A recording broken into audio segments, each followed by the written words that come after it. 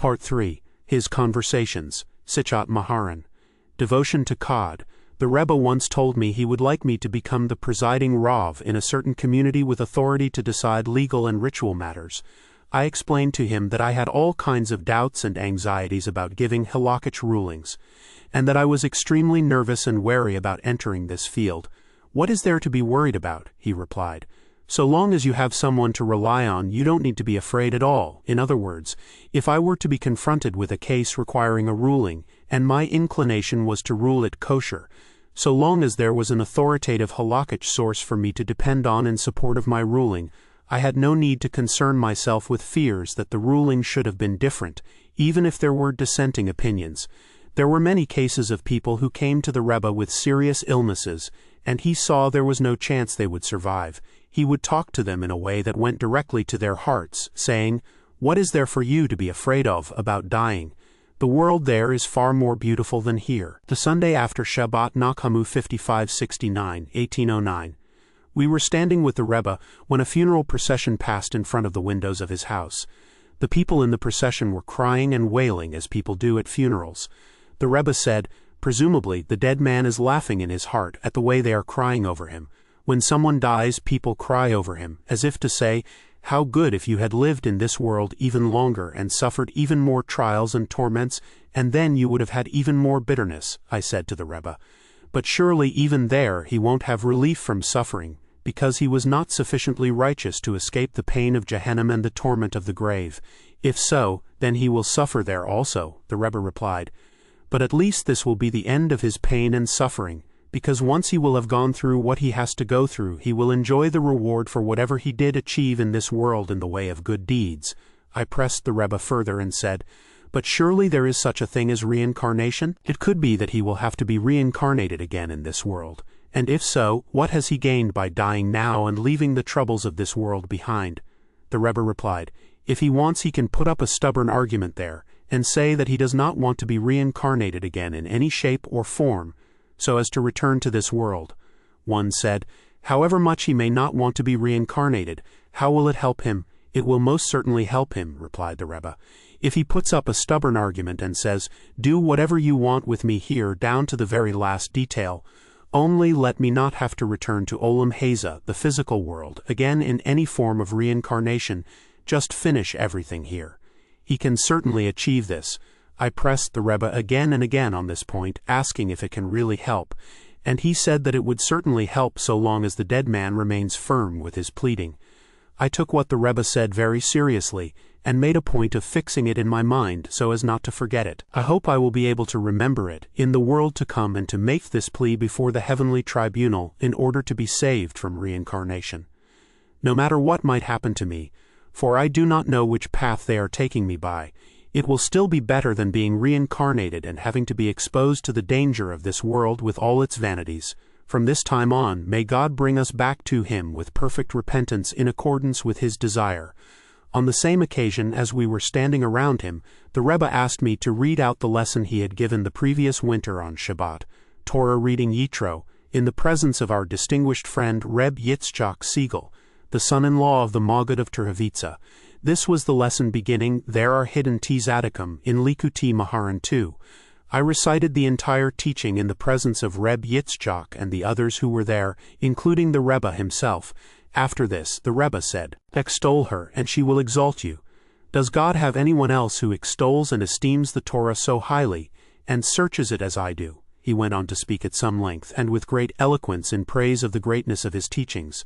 The Rebbe taught that we should pray for friends who have troubles, and to illustrate his point he told a story about a king who sent his son away. I heard this story in the name of Reb Yudel. The Rebbe told Reb Yudel that praying for a friend with troubles keeps a person from arrogance. Reb Yudel said, "But it would seem that on the contrary, I would just become more arrogant. If I am praying for my friend, the implication is that I am more important than my friend." The Rebbe answered by telling him a story. There was a king who was angry with his son and sent him away. Afterwards the prince came and placated his father, who agreed to have him back. Later on the prince again offended his father, and the king sent him away again. The prince again placated his father, and the same thing happened several times. The prince would offend the king, who would send him away, and when the prince placated his father he would have him back. Once it happened that the prince offended his father, and the king was extremely angry. The king thought to himself, "What point will there be in sending him away if later on, when my anger subsides, he comes and placates me again? I don't want this to happen again. When I send him away this time, I want to arrange things in such a way that he will not be able to come to me to placate me." What did the king do?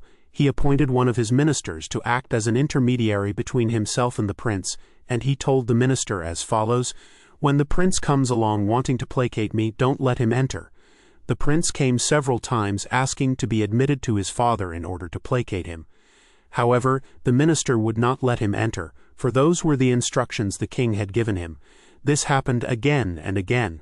Eventually the minister saw the prince's great longing for his father, and he saw how much he was suffering because of not being able to get in to his father to try to placate him. The minister thought to himself, "TF, this is how much the prince misses his father. Presumably the king is also suffering a great deal because his son cannot come to him. For the greater the desire of the one who desires, the more desire is aroused on the part of the one desired." The minister felt extremely sorry for both of them, the king and his son, and he himself also suffered because he said to himself, "Surely I am the cause of all this, since I am the screen dividing them. I am the one causing both the king and the prince to suffer," the minister thought to himself. "There must be some way of bringing about a reconciliation, for surely the king does not want his son to suffer the whole time and never be able to come to him. The king himself must be suffering because of it." The minister came to the realization that the entire matter depended on him. Myself will go to the king to plead for the prince, and I'll ask the king to forgive him and bring him back." This is exactly what the minister did. He went to the king and told him of the prince's intense longing for him. He begged the king to forgive him. The king immediately agreed and restored the prince to his place. The meaning of the story is obvious. Whenever a friend of ours is suffering, whether physically or spiritually, we should say, "Undoubtedly, I am the cause of this. It is because of my sins. I myself am the screen standing between the King of Kings, the Holy One, blessed be He, and the world. For the Holy One, blessed be He, constantly desires to bestow blessings of goodness upon His children. But I, that is, my sins, am the screen holding all this back. The solution is for me myself to plead with the King on behalf of my friend. When a person does this, he will certainly not come to arrogance. The root of arrogance is when a person prides himself on having qualities that his friend lacks. But when a person believes that the only cause of his friend's deficiency, spiritual or material, is the screen he himself has erected between his friend and the Holy One, blessed be He, who wants to bestow blessings at all times, he will certainly not become arrogant. On the contrary, his pride will be broken and he will come to genuine humility. The same person also told me he had heard a story the Rebbe told to illustrate the importance of talking to others about fear of heaven. There was once a very rich man who possessed countless wealth. He made an announcement that anyone who needed to borrow money should come to him, and he would give him a loan. Needless to say, large numbers of people were only too eager to take up his offer, and they came along and borrowed money. The rich man had a notebook in which he kept a record of all the loans he gave. One day he picked up the notebook and started glancing through it. He saw that he had given out enormous sums of money in loans, and not a single person had bothered to come to pay back their debts. Naturally, he was very angry and upset. Among the people who had borrowed money was a certain man who had lost the money in an unsuccessful business venture. He had nothing with which to pay his debt. It troubled him greatly that he was unable to pay, and he decided that the least he could do was to go in person to the rich man and explain the whole problem, and that it was not his fault, and so on. Accordingly, the debtor came to the rich man and started explaining the whole story of how he had received a loan from him. But when the time came to repay the debt, he was unable to do so because he had lost the money. He had no idea what to do. The rich man replied, "What do I care about the money you owe? Of what importance is the small sum you owe me, whether you pay it or not, compared with the total sum of all the loans, which runs into tens of thousands? What I want you to do is to go to all the people who borrowed from me and ask them for the money. Remind them how much they owe me and ask them why they don't settle with me. Even if they don't pay everything, if each one would just pay back a small part of his debt, that alone would come to thousands of times more than the entire sum you yourself owe." The meaning of the story is self-evident. I heard further from the same person that Reb Gershon of Turovitsa once complained to the Rebbe that he was having great difficulty with his devotions. The Rebbe told him, "You just do good and work on your devotions honestly. If you are persistent, the good will stay and the bad will automatically disappear." The Rav of Breslov said that once when the Rebbe was traveling, he was praying the morning service, and when he came to the prostration in the takanon, the supplicatory prayer, he rested his head on his right arm, as is the custom in our times. Then Rabbi Sadia Gaon came to him and said that we must rest on the left arm in the morning service as well. Someone told the Rebbe that certain grave sins had become such a matter of habit for him that he could hardly control himself against committing them. The Rebbe told him about the concept of hitkashrut, binding. There is a means of binding oneself with a strong bond, and through this it is possible to overcome temptation and free oneself from sin. The Rebbe did not explain further, but even so, it is still possible to understand the idea to some degree, and it is an extraordinarily powerful method. Shortly after Shavuot 5561, 1801, the Rebbe told the following story. One of his followers had been going around for several years with a certain idea about the world to come. He wanted to discuss it with the Rebbe, but the opportunity had never arisen, and he assumed that no one else knew what he was thinking. Because which prophet can know another person's thoughts? It was many years now that he had been going about with this thought. This Shavuot, the man in question, came to be with the Rebbe. On Shavuot, the Rebbe had a dream in which two men came. Apparently one of them was more important than the other, and it was only because of him that the second one also came. I asked them what they were doing here. The first one, the important one, answered that the man who had this idea about the world to come had forced him to swear holding a Torah scroll that he would come, and he had sworn. He then told me the thought this person had been going around with. Afterwards, when the man himself came to take leave of me before returning home, I told him the thought that had been in his mind. He was overwhelmed with emotion, and he was filled with joy that I had understood what he was thinking. I found the following in a manuscript written by one of our group. The Rebbe said it is best to talk over matters concerning one's devotions with a close friend. Just as wine has the power to raise a person's spirits, as it is written, "Give strong drink to one who is lost, and wine to those whose soul is embittered." Similarly, one's conversations with a friend have the power to raise one's spirits. It is written, "Worry in a man's heart makes it, Yashchena, bowed down." Our sages commented, "Yesi Chena, let him speak it out to others," Yoma 75a. Now when a person drinks just a little wine it raises his spirits, but if he drinks a lot he becomes drunk and has to lie down. The same is true of the things one tells a friend. His words may be mixed up with a large proportion of hypocrisy and arrogance, but if they contain even just a little truth they have the power to elevate the heart. However, if there is no truth in them at all, only hypocrisy and arrogance, so that when he goes off he commits all kinds of sins in fulfillment of his cravings, words like these cannot elevate the heart at all. They are like wine indulged in excessively. It just makes one drunk. The Rebbe said, "God is always good." He said, "When you look at me, you doubtless take me to be a perfect tzaddik. Nevertheless, even if I were to commit the gravest possible sin, it would still not throw me at all. After sinning I would still be righteous, just as I was before. It is just that I would repent." He said, "The time will come when a good simple man will be as remarkable as the Baal Shem Tov." These days there are certain well-known leaders who lack genuine credentials, but who sometimes think that they themselves have succeeded in working miracles. People come to them asking for children and so on, and if later on the people in question are granted children and their request is fulfilled, these leaders take all the credit. The Rebbe told a parable about this concerning a man who was traveling along a road, when suddenly he came upon a wolf. He was very frightened and held out his stick as if he were aiming a rifle. He pretended he was about to fire on the wolf in order to frighten it away. At the same time, someone who really did have a rifle fired it and killed the wolf. The man who held out the stick thought he himself had killed the wolf. He was not aware that the wolf had been killed by the man with the real rifle, because obviously it is impossible to kill a wolf with a stick. The case of these popular leaders is exactly parallel. In each generation there are certain genuine tzaddikim who accomplish everything with their prayers. All the changes in men's fortunes, indeed everything in the world, comes about at their hands. But these popular leaders believe that they are the ones who accomplish the miracles. They are like the man who said he killed the wolf with his stick. The truth is that everything is in the hands of the genuine tzaddikim. The 3 weeks. The Rebbe's daughter Miriam had left for the Holy Land. The Rebbe recounted a dream he had in which he asked someone who had come if they had heard any news. The answer was that Michael is on her way to the Holy Land, the Rebbe said. "This is news, I already know this."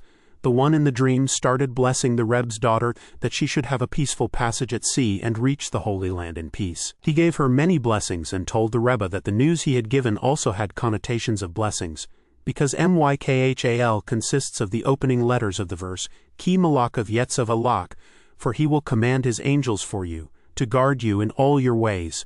Someone said that a dream he had had in which his teeth fell out signified that his wisdom would come to nothing. But I said to him, on the contrary, your folly will come to nothing, because the Aramaic translation of Shen Hasila, a rocky crag, is Chozek, Shen is a tooth. He said, for anyone fully versed in the Holy Zohar, all its teachings have a common theme: to draw blessing into the world, the oil of abundant holiness, and to sanctify the worlds. There are times when the Zohar establishes a connection between two things. At other times it establishes a connection between two different things. Everything depends on the subject under consideration. The sages of the Zohar received many teachings from a direct line of tradition, teacher to pupil, stretching back to Moses himself. All the teachings of the Kabbalah ultimately derive from Moses. The sages of the Zohar were also in possession of certain books, such as the book of Rav Hamnana, etc., and there were also many things that they themselves revealed. There are places in the Zohar where the discussion of certain subjects is accompanied by very precise and detailed figures and numbers. For example, in the discussions of the Heikalot, the heavenly palaces, the Zohar specifies the number of gates and so on in great detail, e.g. so many thousands and 74, etc. All such figures were derived by the use of divine names according to a known system of rules and methods handed down by tradition. So too with the name of 42 letters. All the figures given in the Zohar are derived in accordance with the methods relevant to the subject in question. The sages of the Zohar knew which divine name or group of interrelated divine names were applicable, and they deduced the figures accordingly. The Rebbe said, sometimes an epidemic goes around, and the way it spreads is that one person catches it from another.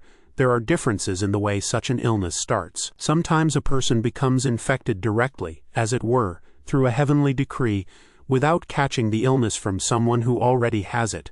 In other cases, people become sick indirectly, in the sense that they catch the illness from someone else.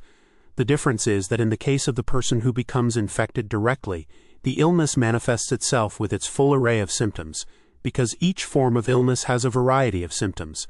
Thus, in the case of catarrh, the main symptom is headache, but there are also other symptoms such as nasal congestion, sneezing, and so on. Each of the different symptoms is a sickness in its own right. Whoever is sent the illness directly, without his catching it from others, exhibits all the symptoms in their entirety. However, those who catch the illness from others already infected do not exhibit all the symptoms. The Rebbe also said a number of other things in connection with this. Among the Rebbe's manuscripts I noticed the following in passing. One who lacks Gavorit Anashim, virile strength, should recite the Song of Songs, the Book of Proverbs, and the Book of Ecclesiastes, because they are in the category of 3 drops, as mentioned in the Tikkuni Zohar. He said, a king is greater than a prophet according to the commandments of the Torah. The Rebbe once said, yesterday the Turk came to me in a dream and complained to me greatly about the various forces making war against him. I had great pity for him, and he really does deserve pity, because he still goes by his original name, Ishmael, whereas in the case of all the others it is not known who they are because they have become mixed up. However, the Turks still have their original name. I gave him some advice, and to all appearances he also knew what the advice was, but he pretended not to know. There was another occasion when the Rebbe spoke about this and said, in the Torah reading on Rosh Hashanah we read, I will also make the son of the slave woman into a nation. In other words, he certainly possesses great power, seeing that this is what the Torah says of him. The Rebbe had a copy of a book containing the formulas included in the amulets written by Rabbi Yonatan. Rabbi Yonatan had been the object of great controversy and opposition. Among the formulas were the words Avdu Mebecho. Avdu means his servant.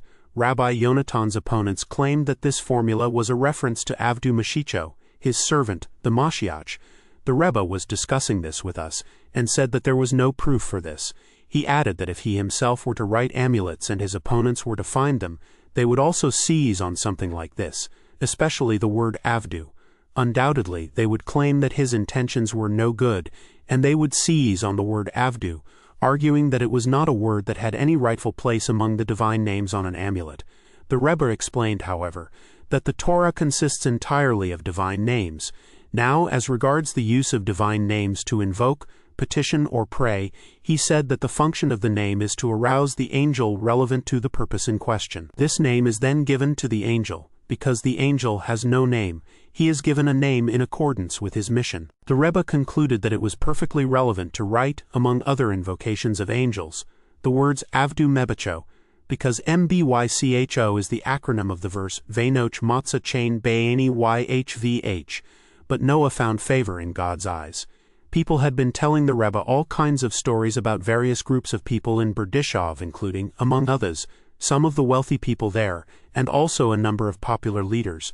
The Rebbe said, if we put all these stories about the various different kinds of people in Breslov together, including the stories about these tzaddikim, they all add up to nothing. It is like a tree that grows in an orchard or a field among great numbers of other trees. Even in one tree there are all kinds of variations. There might be a branch where the leaves have withered, or places where the fruit has been spoiled because of a worm getting in, or there could be a branch where the fruit near the end has gotten spoiled. There are all kinds of variations and imperfections even among the leaves and fruits of a single tree. Yet the tree is still a tree, and the orchard itself, which contains large numbers of trees, is certainly still an orchard. The meaning of this comparison should be at least partly clear to someone with intelligence. Today's world may well contain many people who are totally corrupt, and others who, although they possess a certain decency, also have their various imperfections, including the so-called leaders. Nevertheless, the holy tree is still a tree, and even more so, the orchard, which contains so many trees, namely souls, is still an orchard. All the imperfections do not add up to anything. The Rebbe said it was his wish that among all his followers no one should be a schoolteacher. Many times he spoke about this. He also said that as far as making a living is concerned, it is best to live in a big city. He lightheartedly said, there is no one who does not have his moment and nothing that does not have its place. We learn from this that each person has his moment. It could be that in the course of his business activities, when it comes to his moment, he will make a great profit. Because the moment is his, it could be that God will arrange a big business success for him, and at that moment he could make a large profit. But in the case of a schoolteacher, when it comes to his moment of success, what happens? His pupil brings him a nice pie or something similar together with his monthly fees. The teacher's moment of success comes and goes, and something worthless like this is the sum total of his success. Someone else, on the other hand, could make a substantial profit when it comes to his moment. The same applies with the idea that there is nothing that does not have its place. The big city is a place of large enterprises. Living in a big city, there is always the possibility that something big will come up to make one rich. The city is the place for such a thing. In a small town, however, the kind of opportunity for profit that is likely to come up is on a far smaller scale. Everything goes according to the place, because there is nothing that does not have its place. Friday night, Shabbat Chazon 5569, 1809. Some of the people present had been telling the Rebbe about the fire in Ostrog the previous Shabbat Eve, and the terrible distress and horrible forms of death suffered by a number of people. The Rebbe said, more than just a single person suffers harshly in accordance with the nigun. The Rebbe was referring to the melody that is sung at the end of the Piet poem of Unetane Tokef in the High Holidays liturgy. First the words, who will rest and who will go wandering, are sung to the usual melody, and then the chanting continues, until who will be brought low and who will be raised high. After this, the melody alone is sung without words, before saying, but repentance, prayer, and charity avert the evil decree. The melody without words also refers to certain decrees. Beforehand, a number of specific decrees have been mentioned during the singing of the words of the Piet. Who will be raised up, and who will be brought low, and so forth. Then after this, the melody continues by itself without words, as if to hint at the other decrees without mentioning them explicitly. It is from this part of the melody that all the decrees that are not actually specified explicitly in the words of the Piet itself arise. The prayer leader only hints at them in the melody he sings. This will be understood by those who are familiar with the melodies of the High Holiday Liturgy. Once the Rebbe was talking about the High Holiday prayers, and he said that when the prayer leader starts leading the prayers at the word Hamelech, the king, the custom is for the prayer leader to sing first while the congregation repeats the words after him. They continue in this fashion until the prayer leader looks at himself, as it were, as if to say, who am I to go in front of the congregation? This is why the order is then reversed, with the congregation saying the words first and the prayer leader singing them afterwards. For the custom is that in the various prayers that are recited later on, the congregation reads the verse first, and the prayer leader sings it after them. This is the case with Melech Elion, Amatz Hamanaseh Atahu Eloheinu Bashamayim Uvaretz Unetane Tokef, etc. Previously the prayer leader had led, and the congregation followed, until he examined himself, as if to say, "Who am I?" The Rebbe said. It is undoubtedly a source of great jealousy when a great tzaddik spends years working on his devotions with the most tremendous efforts, physical and mental, never resting from his devotions, and suffering all kinds of pain and affliction. And afterwards someone of tender years comes along and, in a short space of time, achieves everything the other tzaddik has worked at for so many years. Thus we find in the Midrash Rabbi Bun accomplished in only 28 years, what another Tana worked for in 100 years. Reb Nozan writes, "I do not know what the Rebbe meant by this, because he had previously said that it is suddenly impossible for someone to suddenly become a great tzaddik without much work and effort, even if he is the son of a tzaddik and comes from a line of great people." The Rebbe then told a beautiful parable about someone of tender years who suddenly became famous, yet not everyone who desires to assume the mantle may assume it. Barakot 16a. Not everyone is entitled to fame. The parable was about a man who had grown up in Wallachia, Romania, in the home of the prince. The prince had suddenly elevated him to a position of greatness. His purpose in doing so was to anger the others who were greater.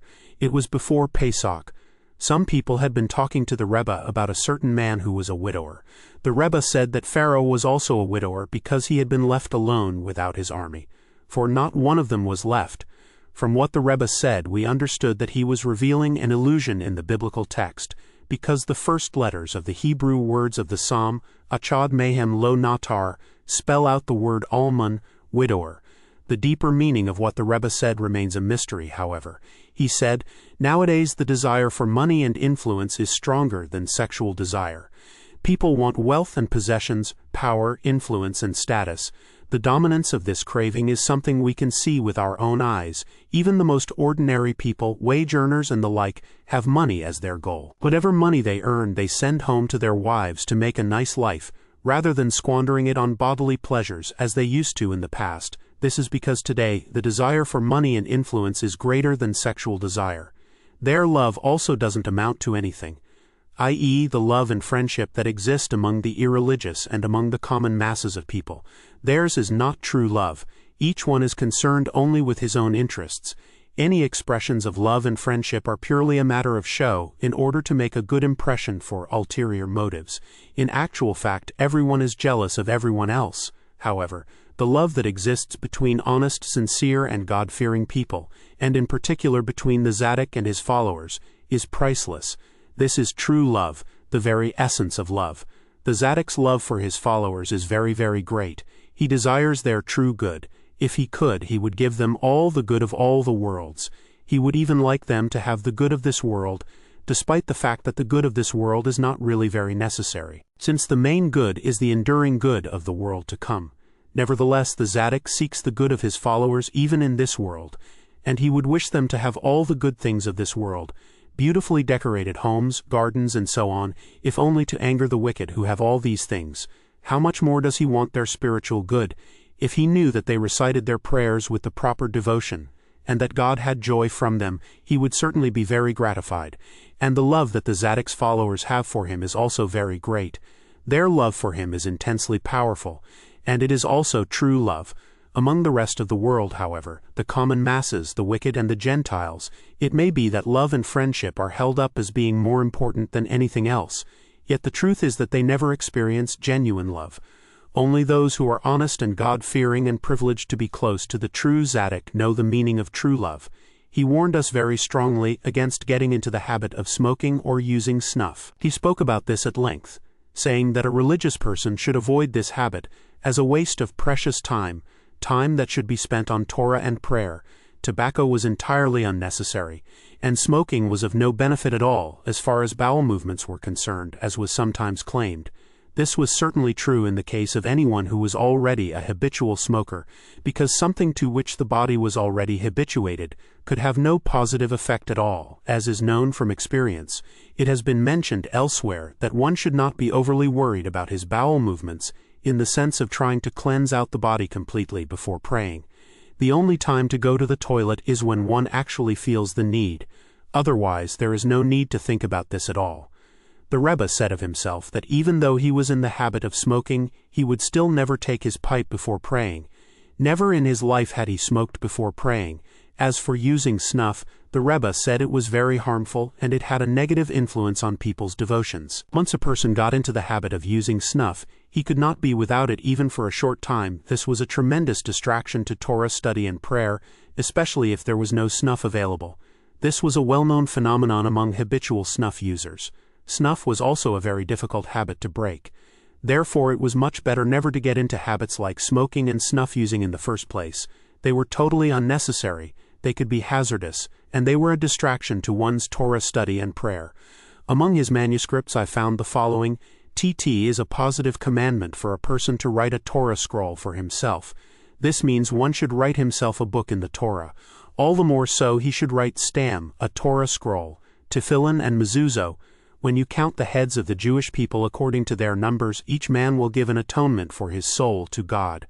When you tisa, count, this is masa, taking. Each man venatnu will give, this is matan, giving. We find here the concept of masa umatan, taking and giving. Reb Yitzchak, son-in-law of the Maggid of Turovitsa, told me he heard the Rebbe say that while on a journey one should be very careful about immersing in a mikveh, because the mikveh has the power to save one from murderers. The following dates from before the Rebbe's pilgrimage to the Holy Land. A man had come asking the Rebbe to intercede because he had no children. The Rebbe told him to give charity. The man replied that he was unable to do so. The Rebbe told him he should have faith, because faith is like charity. Thus it is written of Abraham, he believed in God and he considered it as charity. The man complied and was blessed with children. The Rebbe said, the work known as Sefer Raziel does not date from the time of Adam, and this is not the book that the angel gave to Adam. This book has no power to give protection against fires, and indeed it has already happened that the book itself was burned. The Rebbe spoke at length about this, giving clear proof of what he said. He said, telling stories about the Tzaddikim, showing their greatness and extraordinary powers, sweetens the harsh judgments and brings loving kindness into the world. 46. This is the interpretation of the verse. He magnifies the salvations of his king and does loving kindness to his anointed one. Psalms 18:51. The Talmud says, who are the kings? The sages. By magnifying the salvations of his king, that is, when we speak in magnificent terms about the help and salvation that came about through the agency of the Tzaddikim, he does loving kindness to his anointed one. The Hebrew word for his anointed one, meshicho, could be read as mesicho, meaning the one who speaks about him. God does loving kindness with mesicho, the one who speaks about the Tzaddikim in magnificent terms, telling stories showing their greatness. I also heard about a lesson the Rebbe gave on the verse, get up, lift up the boy and grasp him tightly with your hand, for I will make him a great nation. And one on the verse, so God led the people round about by the way of the desert to the Red Sea. And the members of our group also have a number of other lessons that the Rebbe gave before he was in the Holy Land. I do not wish to publish them, however, because I heard from the Rebbe that he did not want the lessons he taught before his pilgrimage to the Holy Land to be printed. And indeed he was unhappy about the fact that a number of them had already been printed. He only wanted what he said after his pilgrimage to be recorded. He said, now that I have been in the Holy Land, even the simplest things I say should be written down. Tempting as it is to publish the lessons he gave prior to his pilgrimage, because in our judgment they also contain the most extraordinary and exalted teachings. The Rebbe having been a unique figure even before he went to the Holy Land. Even so, who can come after the king, and who can know his reason for not wanting them printed? Nevertheless, I have not been able to refrain from copying a small portion of them in a number of places. I myself once heard him say that swallowing one's saliva is conducive to bodily cleanliness. The moon came before the sun, complaining that the sun was on duty mainly by day and during the summer, whereas she had to be on duty in wintertime during the long nights and in the cold. The sun tried to placate her by having a garment made for her. All the biggest, most prestigious tailors were called in to make her a garment. The little tailors also wanted to go, but they said, "TF, we haven't been called, we should not go." The big, prestigious tailors answered the call, but they said it was impossible to produce a garment for the moon because sometimes she was big and sometimes small. It would be impossible to work out the right measurements. The little tailors came along and said they could work out her measurements and make the garment. They said to the little tailors, "TF, the big tailors can't do it, how can you?" The Rebbe once spoke to me on the subject of humility, and how being humble is the true goal of life. He also discussed the ideal of serving God for the sake of it, and not for a reward, and the apparent problem that it seems impossible not to want at least something as a reward. In raising these questions, the Rebbe had read my thoughts because the very same questions had been on my mind at the time. The Rebbe did not offer any solutions, but merely by speaking about the problems, it was as if he was saying he was aware of all the thoughts that were troubling me, even though it was not yet possible to put them to rest. From what he said, I understood that it was only through hard work in one's devotions, prayers, and entreaties to God that one could be worthy of knowing the ways of true humility and serving God without ulterior motives. May it be God's will that we will soon be worthy of all this.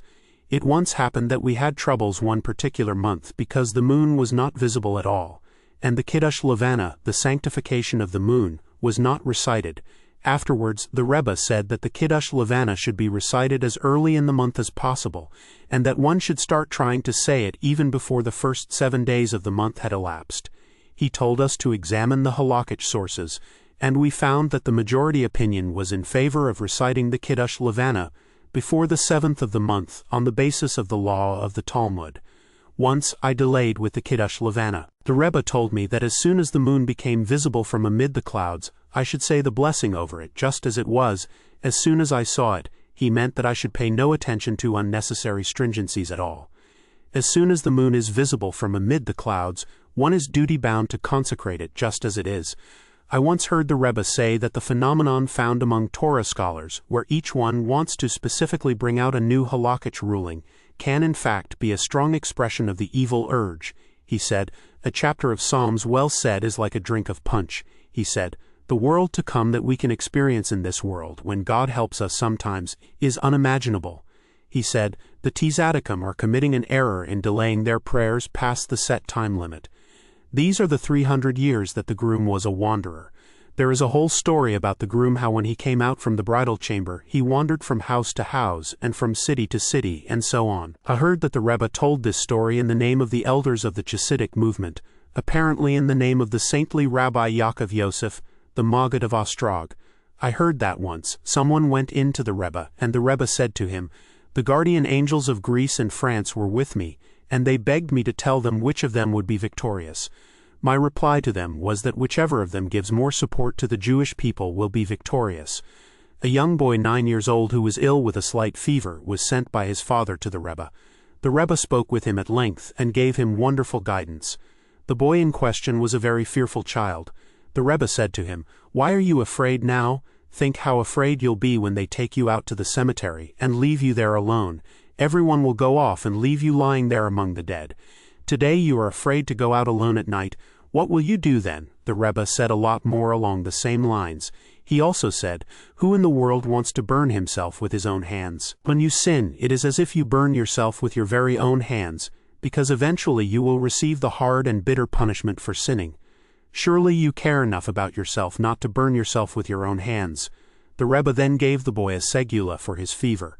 It was to take dust that had been trodden into the threshold and put it in a vessel on the fire until it became bleached and heated through and through.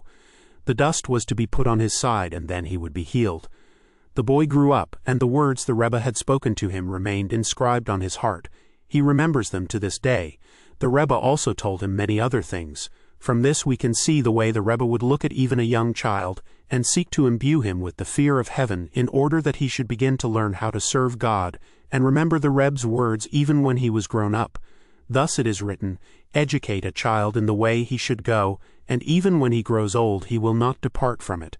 There were many other things that the Rebbe told this boy on various occasions, such as the need to circumcise the foreskin of the heart, and so on. I have also heard from many other people who were children in the time of the Rebbe about amazing and beautiful things they heard from him in their childhood. They still remember them, And looking back, they now realize how the Rebbe was able to convey to them certain things that would benefit them later on. In the year 5566, 1805, between Rosh Hashanah and Yom Kippur, the Rebbe came out of the mikveh. He said that at that moment it had been revealed to him from heaven how his followers should conduct themselves regarding fasting all the days of their lives, how many fasts each one should undertake each year, and how and when they should fast. After Sichot, each one of us went in to him individually, and the Rebbe handed each of us a slip of paper telling us when to fast.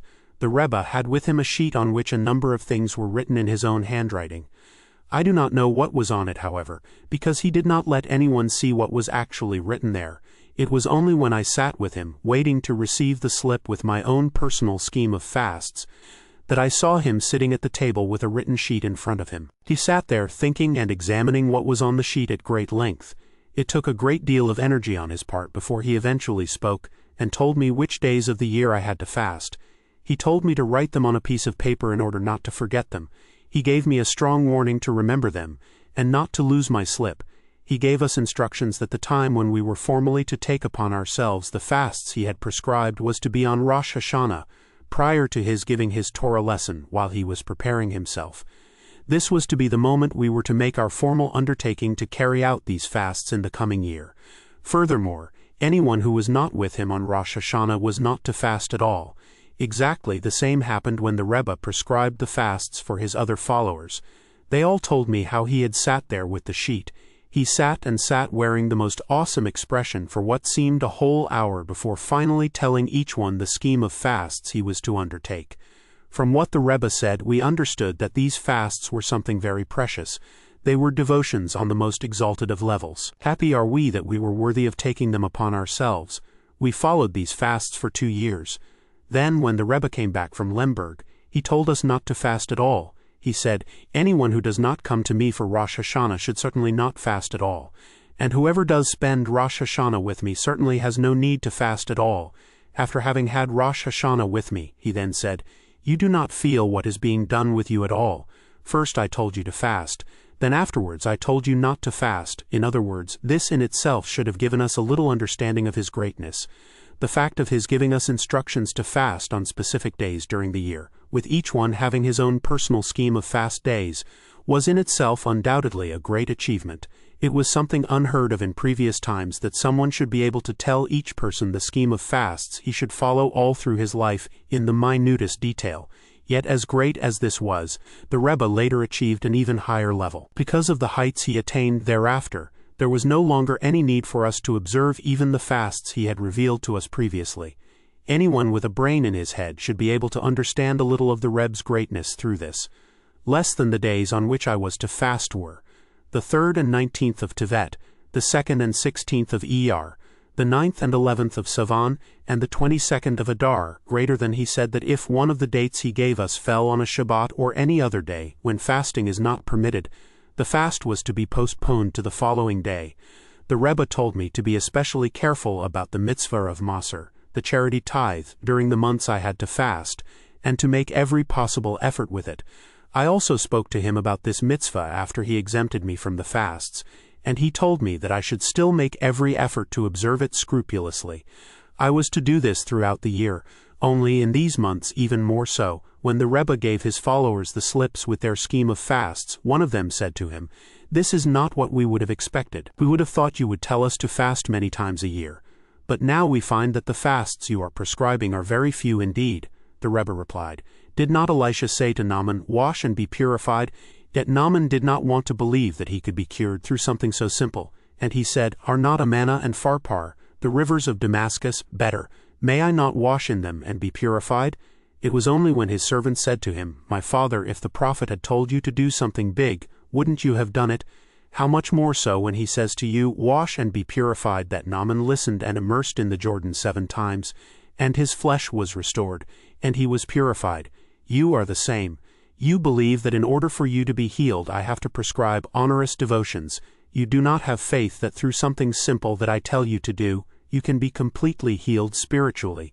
There are many times we need to remember this. There are times when a person shirks from carrying out a certain holy deed because of its difficulty and the obstacles in his way. He simply does not exert himself enough to break them, At other times it is the other way round.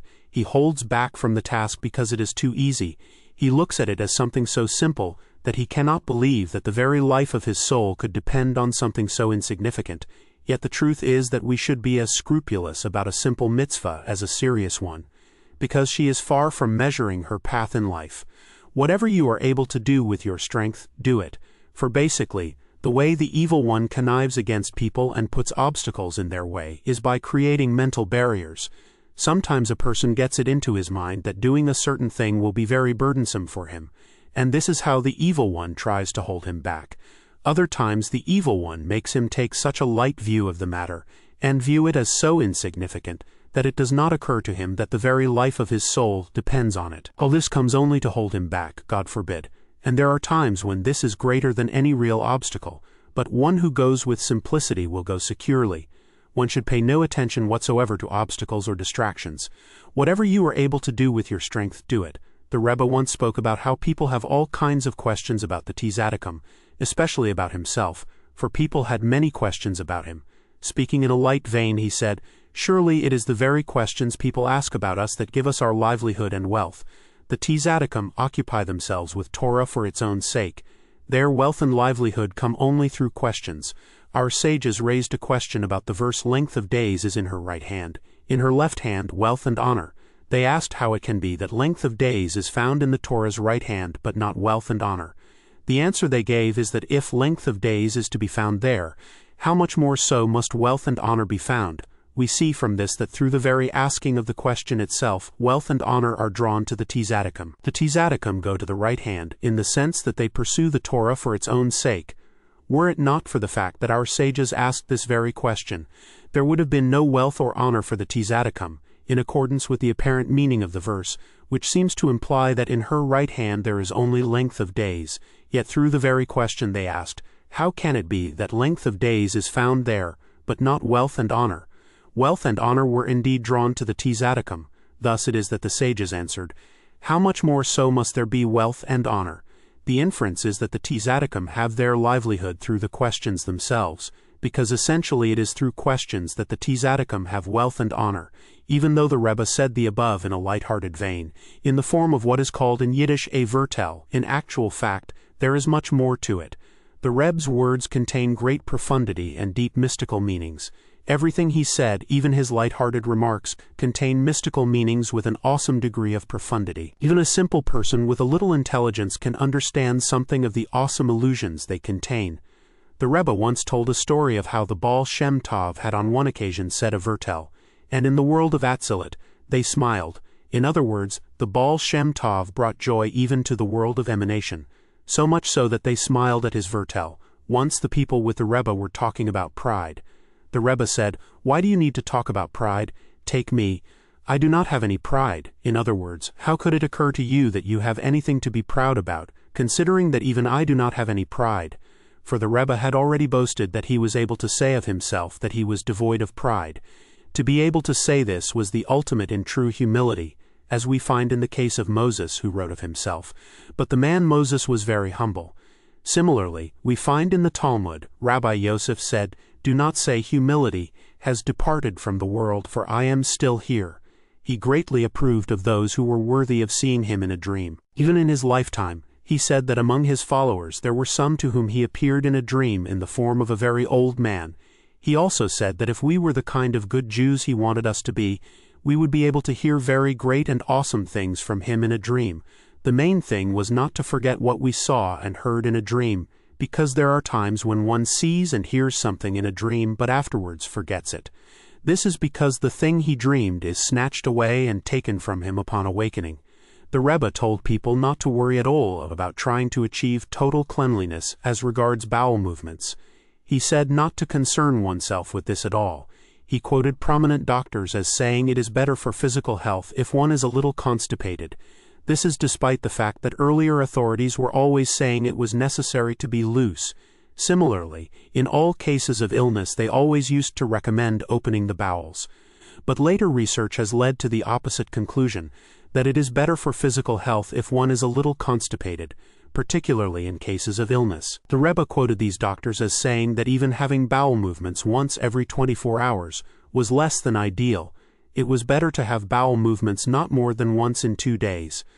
Only in cases where a person was constipated for several days was it necessary to treat him in order to open his bowels. In general, opening the bowels once every 2 days was the best for bodily health. The Rebbe spoke a great deal about this, and made it clear that he inclined to the latter opinion. At any rate, he emphasized that people should not waste any time in the toilet trying to achieve total cleanliness. Once the Rebbe was speaking about trust. He said there are tzaddikim who do not keep money from one day to the next.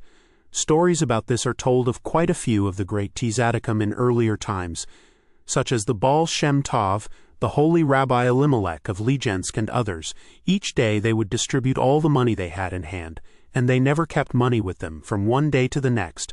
The Rebbe said one had to be a beria, strong-willed, to have sufficiently strong trust to stand in this. The merest hint of wavering in this practice was no good, but there was a far higher level, and that was when the true tzaddik keeps the money with him. This was a far higher and more onerous devotion.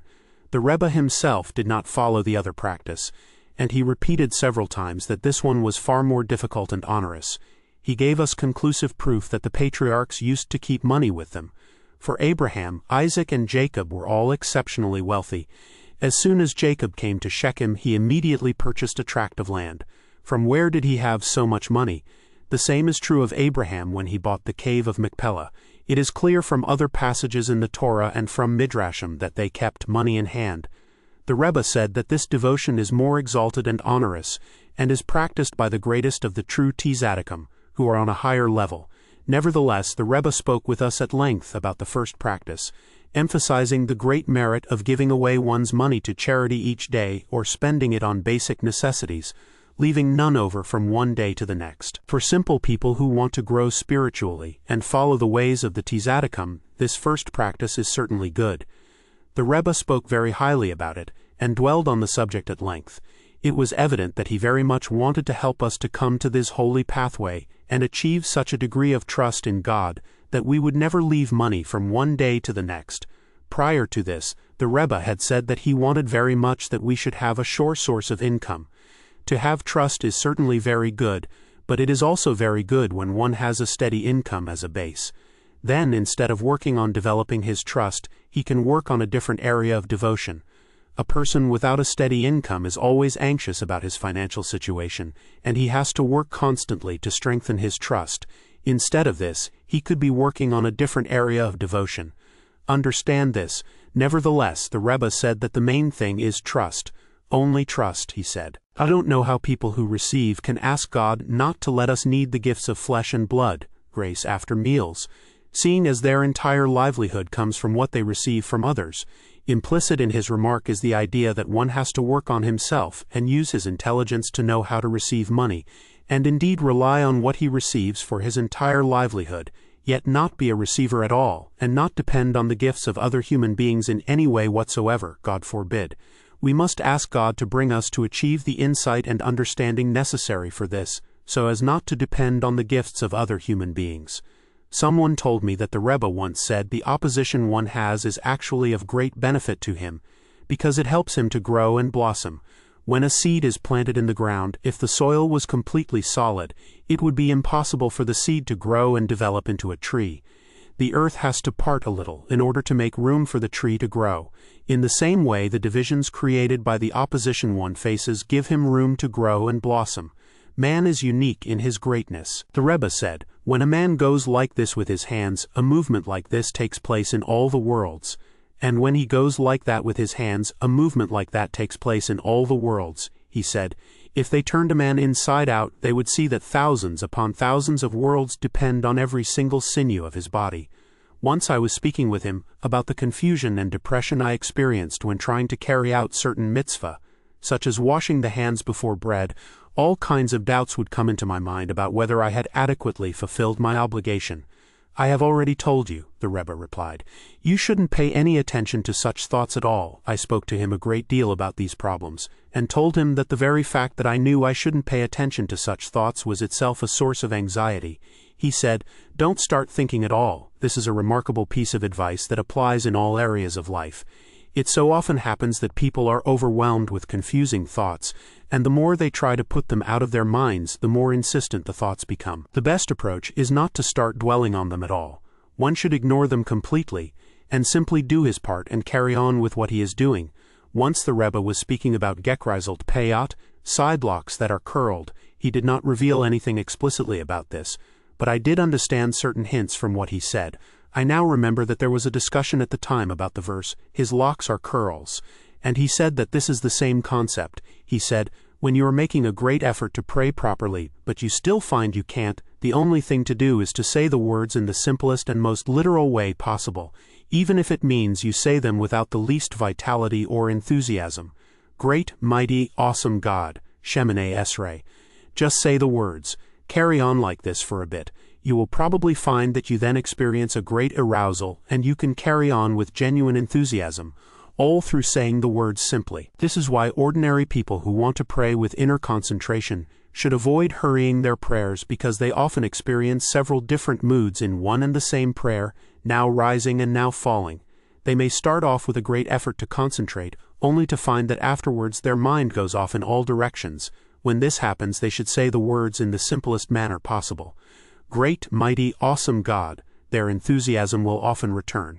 The same thing can happen several times while saying one prayer. When the Rebbe said the words, great, mighty, awesome God, it was like someone speaking with barely any energy, coldly and without the least enthusiasm. Even so, his inner thought was bound to the words in a way that is impossible to describe in writing. With a little intelligence, anyone can find guidance here about what to do when he finds himself unable to pray. And if you can't pray at all, the Rebbe went on, see if you can't say at least a few sincere words from one of the other prayers and supplications. And if you can't even manage this, what can you do? At least you can hope God will help you. Before his journey to the Holy Land, i.e. before attaining the levels he was to achieve later, the Rebbe said to Reb Aharon, the Rav of Breslov, I love you very much indeed, and my blessing to you is that in the next world you should be worthy of understanding my everyday conversations. My friend Reb Naftali told me that once the Rebbe spoke to him about the mitzvah of tefillin. The Rebbe emphasized the great holiness of the tefillin, and said that by rights one ought to feel tremendous enthusiasm when putting on tefillin. The tefillin are so awesome and holy that one should be gripped with fear and trembling, solemnity and awe when he wants to put them on. The Rebbe spoke about this at great length. I also learned a great deal about the exaltedness and holiness of the tefillin through various things the Rebbe said. He said that very many of his lessons deal with the mitzvah of tefillin. In some of these lessons tefillin were not mentioned explicitly at all, but even so, these lessons were concerned with tefillin. The lessons in Likutei Moharan I-4, 5, 33, 35, and 38, as well as many other teachings the Rebbe gave at around the same time, all deal with tefillin. From this one can form a small conception of how far the greatness and holiness of the tefillin reach. The Rebbe said he knew of a certain sefer, scribe, who was a hidden tzaddik. The Rebbe very much wanted us to have tefillin written by him. He said he wanted to travel to him personally and get several pairs of tefillin. One had to go to him with great subtlety, so he would not realize that this was why you had come to him. Otherwise he might get a little proud. This was why the Rebbe wanted to go personally and get several pairs of tefillin to give out to his followers, so we could all put on his holy tefillin. Before he said this, the Rebbe had told us several times that he wanted us to have good tefillin from a truly pious scribe. From the way he put it, it would appear that he was not referring to any of the noted scribes of today. The most important thing was that the scribe should be genuinely and completely pious. The Rebbe spoke on the subject of good tefillin several times before mentioning the scribe who was a hidden tzaddik. But because of our many sins, nothing more ever came to light, and the Rebbe never revealed to us who this scribe was and where he could be found. One of the Rebbe's followers was complaining to him that after his meal, as he lay in bed before going to sleep, he used to want to say a few words of private prayer asking God to bring him closer to him, but he couldn't open his mouth at all. The Rebbe replied, if so, lie there and groan over and over again. The Rebbe himself gave out a succession of groans as if to show him what to do. He said, the very fact that you sin is itself a sin, i.e. from now on. Someone told me that the Rebbe said, through faith in true tzaddikim one can attain great wealth. The Shabbat evening table song, Whoever Sanctifies the Seventh Day, speaks of this. It says, his reward is harbe miad, very great. The word miad refers to wealth. This we learn from the fact that the same word appears in the second verse of the Shema, you should love the Lord your God with all mebdeka, your might. The sages commented that with all your might means with 5 all your wealth. His reward is very great, the song says, according to his work. The Hebrew words here, al pi pralo, also bear the meaning al pi, according to the mouth pralo of his worker. His worker refers to the tzaddikim, the righteous. For it is written, to my worker I will ascribe righteousness. Now faith depends on a person's mouth, what he says. As it is written, I will make your faith known with my mouth. Thus, according to the mouth of his worker refers to faith in the tzaddikim. Through this, his reward is very great, which means that he attains great wealth. Someone told me the Rebbe said of a number of very great tzaddikim that while in some measure they had the power to lead the world, their shortcoming was that they did not come from a line of tzaddikim. He likewise mentioned a number of tzaddikim who he said did not have the ability to lead the world. He said it was like the letters at the time of the creation of the world, as described in the Midrash. The Midrash relates how the letters came before God and each one wanted God to create the world through it. God answered each one in turn, you are very worthy and beautiful, but even so I do not want to create the world through you. The same applies to the tzaddikim. Some of them are very worthy and beautiful, but even so they are not able to lead the world. Less than he said, when a candle is blown out it becomes dark. When many candles are extinguished it becomes very dark. The brighter the light, the greater the darkness that follows after the light has gone. Indeed, when the righteous Rabbi Gedaliah of Linitz passed away in 1804, the light he brought to the world was extinguished. But the ensuing darkness was not all that great, as Rabbi Gedaliah was like a small candle. He brought light only to those within the city of Linitz, and even after he was gone, the city's inhabitants remained good Jews. Rabbi Gedaliah was not as eminent a leader as the holy Rabbi Shalom of Probisht, whose light had a somewhat wider influence in the world.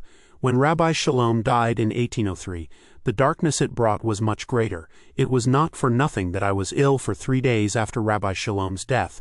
I knew it would be so greater than. Less than actually, it is like the comedy of Achashvarosh from the story of Purim, in which one of the characters is Mordecai. I have always wondered why this one is Mordecai and the other one Haman, etc. Yet this is how the comedy must unfold, and this matter is no different.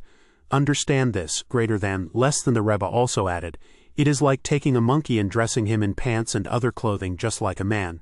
People hand the monkey money and he takes it. It turns into quite an attraction with everyone coming to give him money so they can watch how he takes it and puts it into his pocket.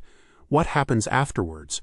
The monkey's owners take his distinguished clothing from him and divide the money among themselves. Understand this allegory well, greater than. Less than on this same point he once said, I've known for some time that nowadays it is impossible to draw shefa, i.e. great wealth, except by taking on some position of authority. This is plain to see, greater than the Rebbe warned us not to gobble our food in a hurry like a glutton, because this is the way Esau behaved. Esau said, let me swallow some of that red stuff. We should get into the habit of eating without haste, calmly and with manners. We should always eat with the same dignity we would display if someone important were sitting at the table. This applies even when one eats alone. The Rebbe said that in time to come the tzaddikim will say, this is God, we hoped in him. This, quite literally. The Rebbe said that each tzaddik would say, it is actually this God that we put our hopes in the sense that even in this world they had been worthy of perceiving him in exactly the same way as they will see him in the next world. They had always hoped to see him thus, and then they will actually be worthy of it. That is why they will say, this is God, we hoped in him. In this God they hoped. He said, I have complete faith that every child who comes to me before reaching the age of 7 will remain free of sin until his wedding day. Someone told me that the Rebbe said, among my followers, there are some who at times literally burn with devotion to God and come truly close to him. At these moments they reach a level that even perfect tzaddikim cannot reach. However, at other times they fall away. If only they would remain steadfast in their devotion and hold on to this level always. On the same subject, I heard that he once said the most important thing is to hold on to the feelings one has when he starts serving God. When a person first starts, he is filled with tremendous enthusiasm. One should make every effort to retain this initial enthusiasm for as long as possible. The Rebbe mentioned that the holy Rabbi Zuzha of Annapolis was very unique in this respect as compared with many other great tzaddikim. He was able to retain his initial enthusiasm for a very long time. The Rebbe once said to me, Whatever you see in the world exists only for the sake of free will. The whole world and all it contains were created only for the sake of free will. The Rebbe loved simple devotions. He loved those who could recite many prayers and supplications as printed in the large prayer books. He said, "I envy Reb Y, the son-in-law of Reb Y, who can say a lot." This man lived in Breslov, and every day he recited a great number of supplications, psalms, and other additional readings. The Rebbe envied his ability to say so many prayers. The Rebbe himself, prior to contracting the severe tuberculosis from which he died, always used to sing a lot of Zemairo each Shabbat, and at the departure of Shabbat. Anyone who never heard the way he sang Ozomer B'Shevichari on Friday night, Asader Lisa Data on Shabbat morning, Koi Mekadish, Manusha V'Simcha, and the other Zemairo, never heard anything good in his life. Happy is the ear that heard this. Happy is the one who will hear this in the future in the world to come. A very important way of making amends for impure thoughts is by developing original Torah ideas. One personally heard the Rebbe urge us many times to develop original Torah ideas. He said this is a very great tikkun for the past. He said that even a single original word is also very good, for it is a very great tikkun. He also said that it is of benefit to the souls of one's departed parents and ancestors. He said, "I have already given you good pure powers of imagination, and you are entitled to develop original Torah ideas."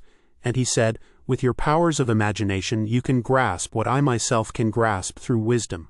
The Rebbe told me of a certain Tzaddik from Lithuania who before his death snapped his fingers in a gesture of victory, and said happily, "Übergespringen, I leapt through." He was happy because he had succeeded in skipping over this world and its vanities. The Rebbe praised this Tzaddik greatly for having been able to say such a thing before his death. Whoever succeeds in jumping over and bypassing the vanities of this world and its pleasures is indeed fortunate. The Rebbe also quoted a very beautiful comment this Tzaddik from Lithuania had made on the verse, "My mouth will speak the praise of God, and all flesh will bless his holy name forever." He said, "My mouth will praise God. In that case, certainly, all flesh will bless his holy name forever."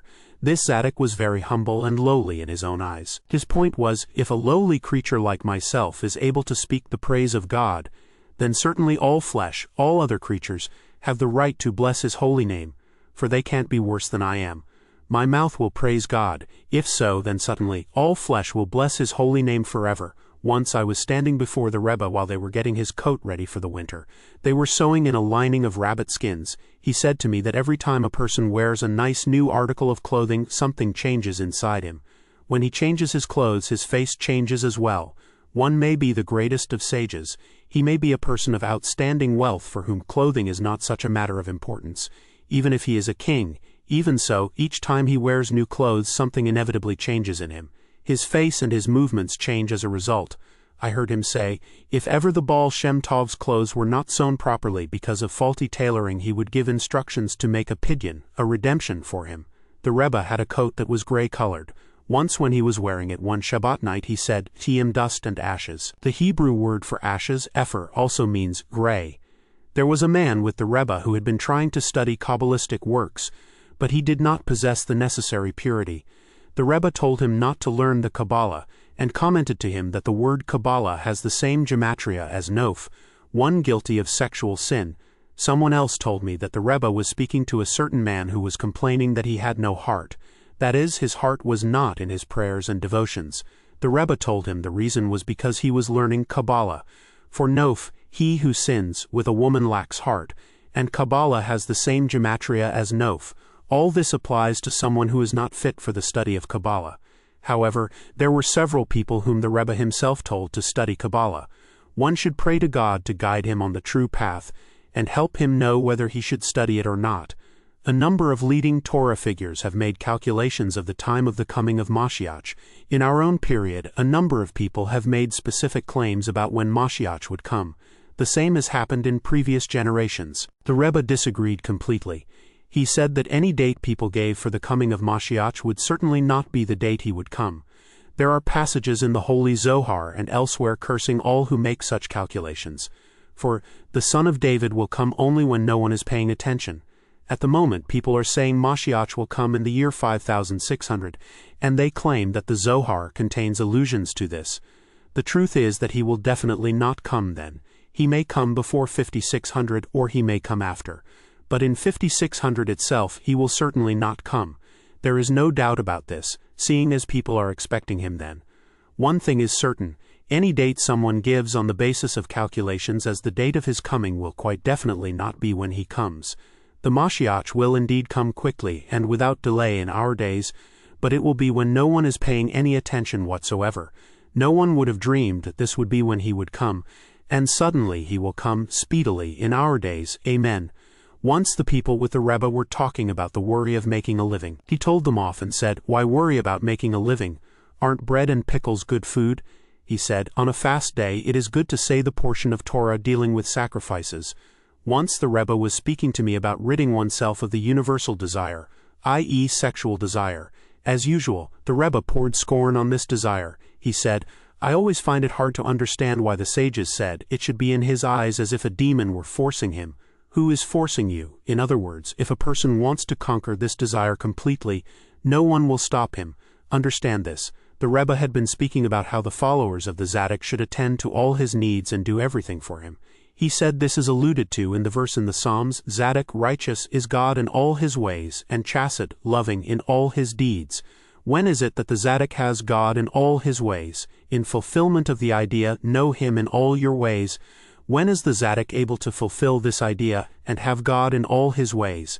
When the Chassid is in all his deeds, when the followers of the Zadok who are called Chassidim take care of all his affairs. Then there is no need for him to divert his attention to anything because his followers do everything he needs.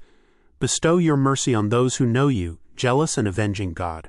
Kol Makadish. We ask God to bestow mercy on those who know him in order to enrage their enemies. This is the meaning of the words of the song, "Bestow your mercy on those who know you, jealous and avenging God." That is, in order to take vengeance on those who hate them, so that the wicked will see and be angry. Other verses contain the same thought. "For the sake of my enemies, redeem me, and for the sake of my enemies, straighten your way before me." The Rebbe said, "When your mind is tired from Torah study, you should put your studies aside and talk to people on everyday topics. This helps to rest the mind. Conversations of this kind are like sleep, which relaxes the mind. They are not considered idle talk, which is something sinful. On the contrary, talking then is a great mitzvah. This is what the sages meant when they said there are times when neglect of the Torah is the way to fulfill it, as it is written, "It is time to act for God. They have overturned your Torah." If a person doesn't relax a little in order to clear his mind and rest it with conversation, he could end up neglecting the Torah completely. Reb Shimon succeeded in having the Rebbe agree that he should attend him after his death just as he attended him during his lifetime. It is worth recording an episode that took place when the Rebbe was traveling. He was sleeping outside on a bed and started shouting loudly in his sleep. Everyone came running to him and he woke up. He went into the house and opened up a book where he said he found an explanation for what had happened. The house where he was staying, it was a tavern, was built out of wood from saplings that had not yet matured. The Rebbe said that on the page where he opened the book, evidently it was a midrash, it was written, "Cutting down a tree before its time is like killing a soul." What had happened was that while he was asleep he dreamed that he was surrounded by the bodies of people who had been killed. He was very frightened. He started screaming until everyone gathered around him.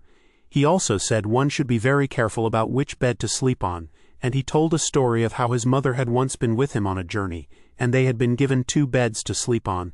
In the morning he told his mother he had dreamed they were taking him on the way to hell. His mother said, "I also had a dream, but in my dream they were taking me on the way to the Garden of Eden." The innkeeper told them that the bed the Rebbe's mother slept on was the one he kept for important guests, and in the past very many great tzaddikim had slept on it. The other bed was used by the gentry. The meaning of the dream is obvious. Once the Rebbe's followers were standing with him when a Gentile soldier from the troops stationed in our region came and knocked on the window and asked if there was a soldier inside. "No," they replied, "there's none here," and he went away. After about an hour he came back and knocked on the window louder and again asked if there was a soldier inside. The Rebbe said to his followers, "Just like your Yetzer Hara, the evil inclination. When it first comes knocking you turn your back and say none of its troops are here. You push it away and it goes. But later it comes back again and starts knocking once more. Even though you've already given it the brush off and said none of its troops are here, there's no room for the Yetzer Hara and its forces here. This doesn't stop it from coming back again time after time. Each time you have to drive it away. until eventually it goes away once and for all. You have to be very obstinate, and fight it time and time again, even 100 times and more. If you are very firm every time, in the end you will be able to drive it away completely. From many evil and faithful diseases you have saved us. Shabbat morning Nishmat prayer should be said with special fervor, because God forbid if it were not that we were delivered from them. On the subject of false leaders, the Rebbe said it is very hard for the evil one to busy himself with the entire world and lead everyone off the true path. Instead he sets up one celebrity here, another somewhere else. Of one such leader, the Rebbe said that he had torn off the heads of, he had led astray, 1,000 people who would certainly not rise at the time of the revival of the dead. Of his followers, the Rebbe said it was hard for them to put themselves forward and play the role of leader, because I've implanted in them a great deal of truth. More than enough, he said it is a very good thing to constantly ask Tzaddikim to make redemptions for us, not only when we have a particular problem. He spoke about a number of people in Hungary who made it a regular practice to request redemptions all the time. He said that if he had a tzaddik who was on a level to make a redemption for him, he would ask him to make him a redemption every day and every moment. He spoke about this a great deal, for redemptions are something very great. Regarding the visions seen by the great Tzaddikim, he said that in the upper worlds when they want to send someone some kind of vision, they clothe him with eyes to be able to see what they want him to see, be it the soul of a dead person, an angel, and so on. It is written, the eyes of God are to the Tzaddikim. The Rebbe explained this to mean that the Tzaddikim have the eyes of God, as it were, and this is why they can see such things. With the eyes of God that they have, I heard the Rebbe say that the blessings people get from men of stature and importance are something very precious. It is very good to try to get blessings from all of them. He said, it is very good to see the faces of all the Tzaddikim of the generation, for the Tzaddikim are the face of the Shekhinah. The Rebbe spoke to us many times about the importance of trying to bring people closer to God. He told us to make an effort to talk to people a great deal, so as to inspire them and bring them back to God. He even wanted us to speak to people about everyday matters because of the chance that the conversation might develop into something that would inspire them spiritually. If we could elicit only the faintest response, a fleeting thought of repentance or a temporary enthusiasm, it would still be very worthwhile. How much more so then, considering that we might eventually succeed in really inspiring them and bringing them to serve God genuinely, if we were to speak with them over and over again. There is nothing greater than to bring a person to serve God. This is discussed throughout rabbinic literature, and especially in the Holy Zohar, as for example where it says, happy is the one who takes the wicked by the hand. Through him God is praised in all the worlds. The Rebbe spoke to us about this at length, over and over again and in all kinds of different ways. He urged us to talk to people and bring them back to God. Several times he reproached us for being sluggish about it, and once he called us dry wood because we were not giving birth to souls who would come closer to God through us. Once after Shabbat, a number of us were standing around him, including some of his leading followers, and he spoke for several hours criticizing us because of this. He even wanted us to go traveling with the express purpose of talking to people. When he spoke about trying to bring people closer to God, he made light of those who try only to work with simple people, the poor and needy, the ignorant, and so on. The main effort should go into working with people of influence. Such people are very hard to bring closer, and if one succeeds with them, it is a great merit for him. To bring these great souls closer to God is a major achievement. The simple, ordinary people will then automatically follow, for they are inevitably influenced by those on a higher level than themselves who have found their way to the truth, to God. I asked him who is considered on a higher level. He answered impatiently, as if I had asked something very obvious. Whoever is more learned is more important. Whoever is wealthier is more important. Whoever has a better lineage is more important. The implication was that anyone who is distinguished, whether by his own wealth, his learning, or lineage, surely has a greater, higher soul, and likewise a stronger Yetzer Hara. He also has a larger number of souls under him. This is why the main effort should go into working with the leaders of the younger generation in a given place, the children of the wealthy, and those with a high caliber in learning. Then the simple people will automatically come closer to God. The Rebbe himself would not try to work with old people, only with the young. See the Aleph Bet book. Getting the young to return to God is easier than getting the old. One old man told me that once when he was with the Rebbe for Shavuot in Breslov, he said to him, "Rebbe, bring me closer to you." The Rebbe answered him, "I cannot bring old people closer." Then the Rebbe smiled and said, "Tell me, is it really true that I can't? Of course I can bring old people closer as well." Even so, this old man was never as strongly attached to the Rebbe as the young people. We have seen and heard about several cases showing the difficulties of bringing old people closer. The Rebbe said, when a person is close to a true tzaddik for many years, and attends to his needs and listens to what he says, he may hear all kinds of remarks and conversations and stories that seem to him to have no relevance to him, nor anything to offer him in the way of spiritual guidance. With the passage of time, however, he may eventually come to realize how to derive the most valuable spiritual guidance from all the different things he heard long before. He will then see how every word he heard even many years earlier has the greater relevance to him, and he will be able to derive inspiration from every single one. He will finally understand and say, "So this is what my teacher was hinting to me then." With each new situation he finds himself in, it will dawn on him how everything he heard long ago contained all kinds of wonderful hints and guidance if he just thinks carefully about everything he heard. The Rebbe illustrated his point with a story about a certain well-known tzaddik whose household included someone who was very simple, what they call a prustik. This man attended the tzaddik constantly and heard a great deal from him, but he understood nothing and did not see any relevance in what he heard. Nevertheless, he had great faith in the tzaddik and his holy words even without understanding their true meaning. He would just stand there and attend to the tzaddik's needs with complete sincerity. After many years, the tzaddik died. The man then started remembering all kinds of things he had heard. In every situation, he found himself remembering something the tzaddik had said and would say to himself, "So this was what the tzaddik meant. What he said on such and such an occasion was a hint." With each new development he understood in retrospect what the tzaddik had meant and what he had been hinting at all those years before. Now he understood. This man became deeply pious and God-fearing, and he was accorded great respect in the town of the tzaddik. He became the leader of all the sincerely religious people there, and they all followed him. Once I had been complaining to the Rebbe about my personal problems, and I said to him bitterly, "I am worn out from my crying, my throat is hoarse, my eyes are spent from hoping for my God." The Rebbe raised his hand and said gently, "If so, what is there to do? For it is forbidden to question the ways of God, and God is surely righteous." Then he said to me, "If King David said, 'I am worn out from my crying, my throat is hoarse,' surely he meant it quite literally. He had already cried out so much that he was physically exhausted and his throat was literally hoarse.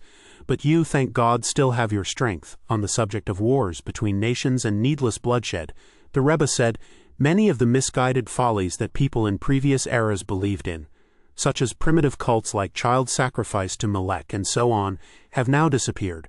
But so far the pursuit of war, misguided error that it is, has not been abolished." The Rebbe had contempt for the scientists who developed new weapons, saying, "What great sages they must be to figure out how to make a wonderful weapon that can kill thousands of people at once. Is there anything more foolish than to kill so many people for nothing?" When fires broke out here in Breslov once on a Shabbat and once on Yom Kippur, the Rebbe wanted us to follow the most lenient rulings as regards rescuing property and not to adopt the more stringent views at all. Needless to say, the leniencies had to be halakhically acceptable. What he wanted us to avoid were unnecessary stringencies. After Yom Kippur, he raised this subject again and said that there were many halakhic responsa that gave very lenient rulings in this regard. And he said it was not right to adopt the more stringent views. He said, "I have long known that there are some people who will abandon much of their devotions, indeed almost everything, because of one stringency. How much effort people put into acquiring wealth and possessions. They neglect their Torah study, their prayers and devotions, and go out traveling for days on end to make money. Should they abandon everything for the sake of one stringency, and then have to go out a second time and neglect their devotions all over again in order to make up the loss?" The Rebbe said that when he himself took money with him on a journey, he was most particular to put it safely away in his inside breast pocket directly over his heart. He would check to make sure that there were not any tears or holes in the pocket. Even after all these precautions, he would keep on feeling his pocket throughout the journey to see that the money was still there. There were a number of occasions when some of the Rebbe's followers lost sums of money while traveling and they came to him to complain. But the Rebbe took them to task for this and told them off for not being careful enough and not looking after their money properly. Once when I was alone with the Rebbe, he said to me, Elijah's heart welled up inside him and he called God cause of all causes and means of all means.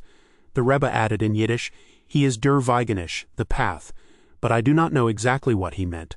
I was told that on one occasion the Rebbe spoke a great deal about the verse, buy the truth but do not sell it. He asked, if the verse says not to sell the truth, then from whom should one buy it?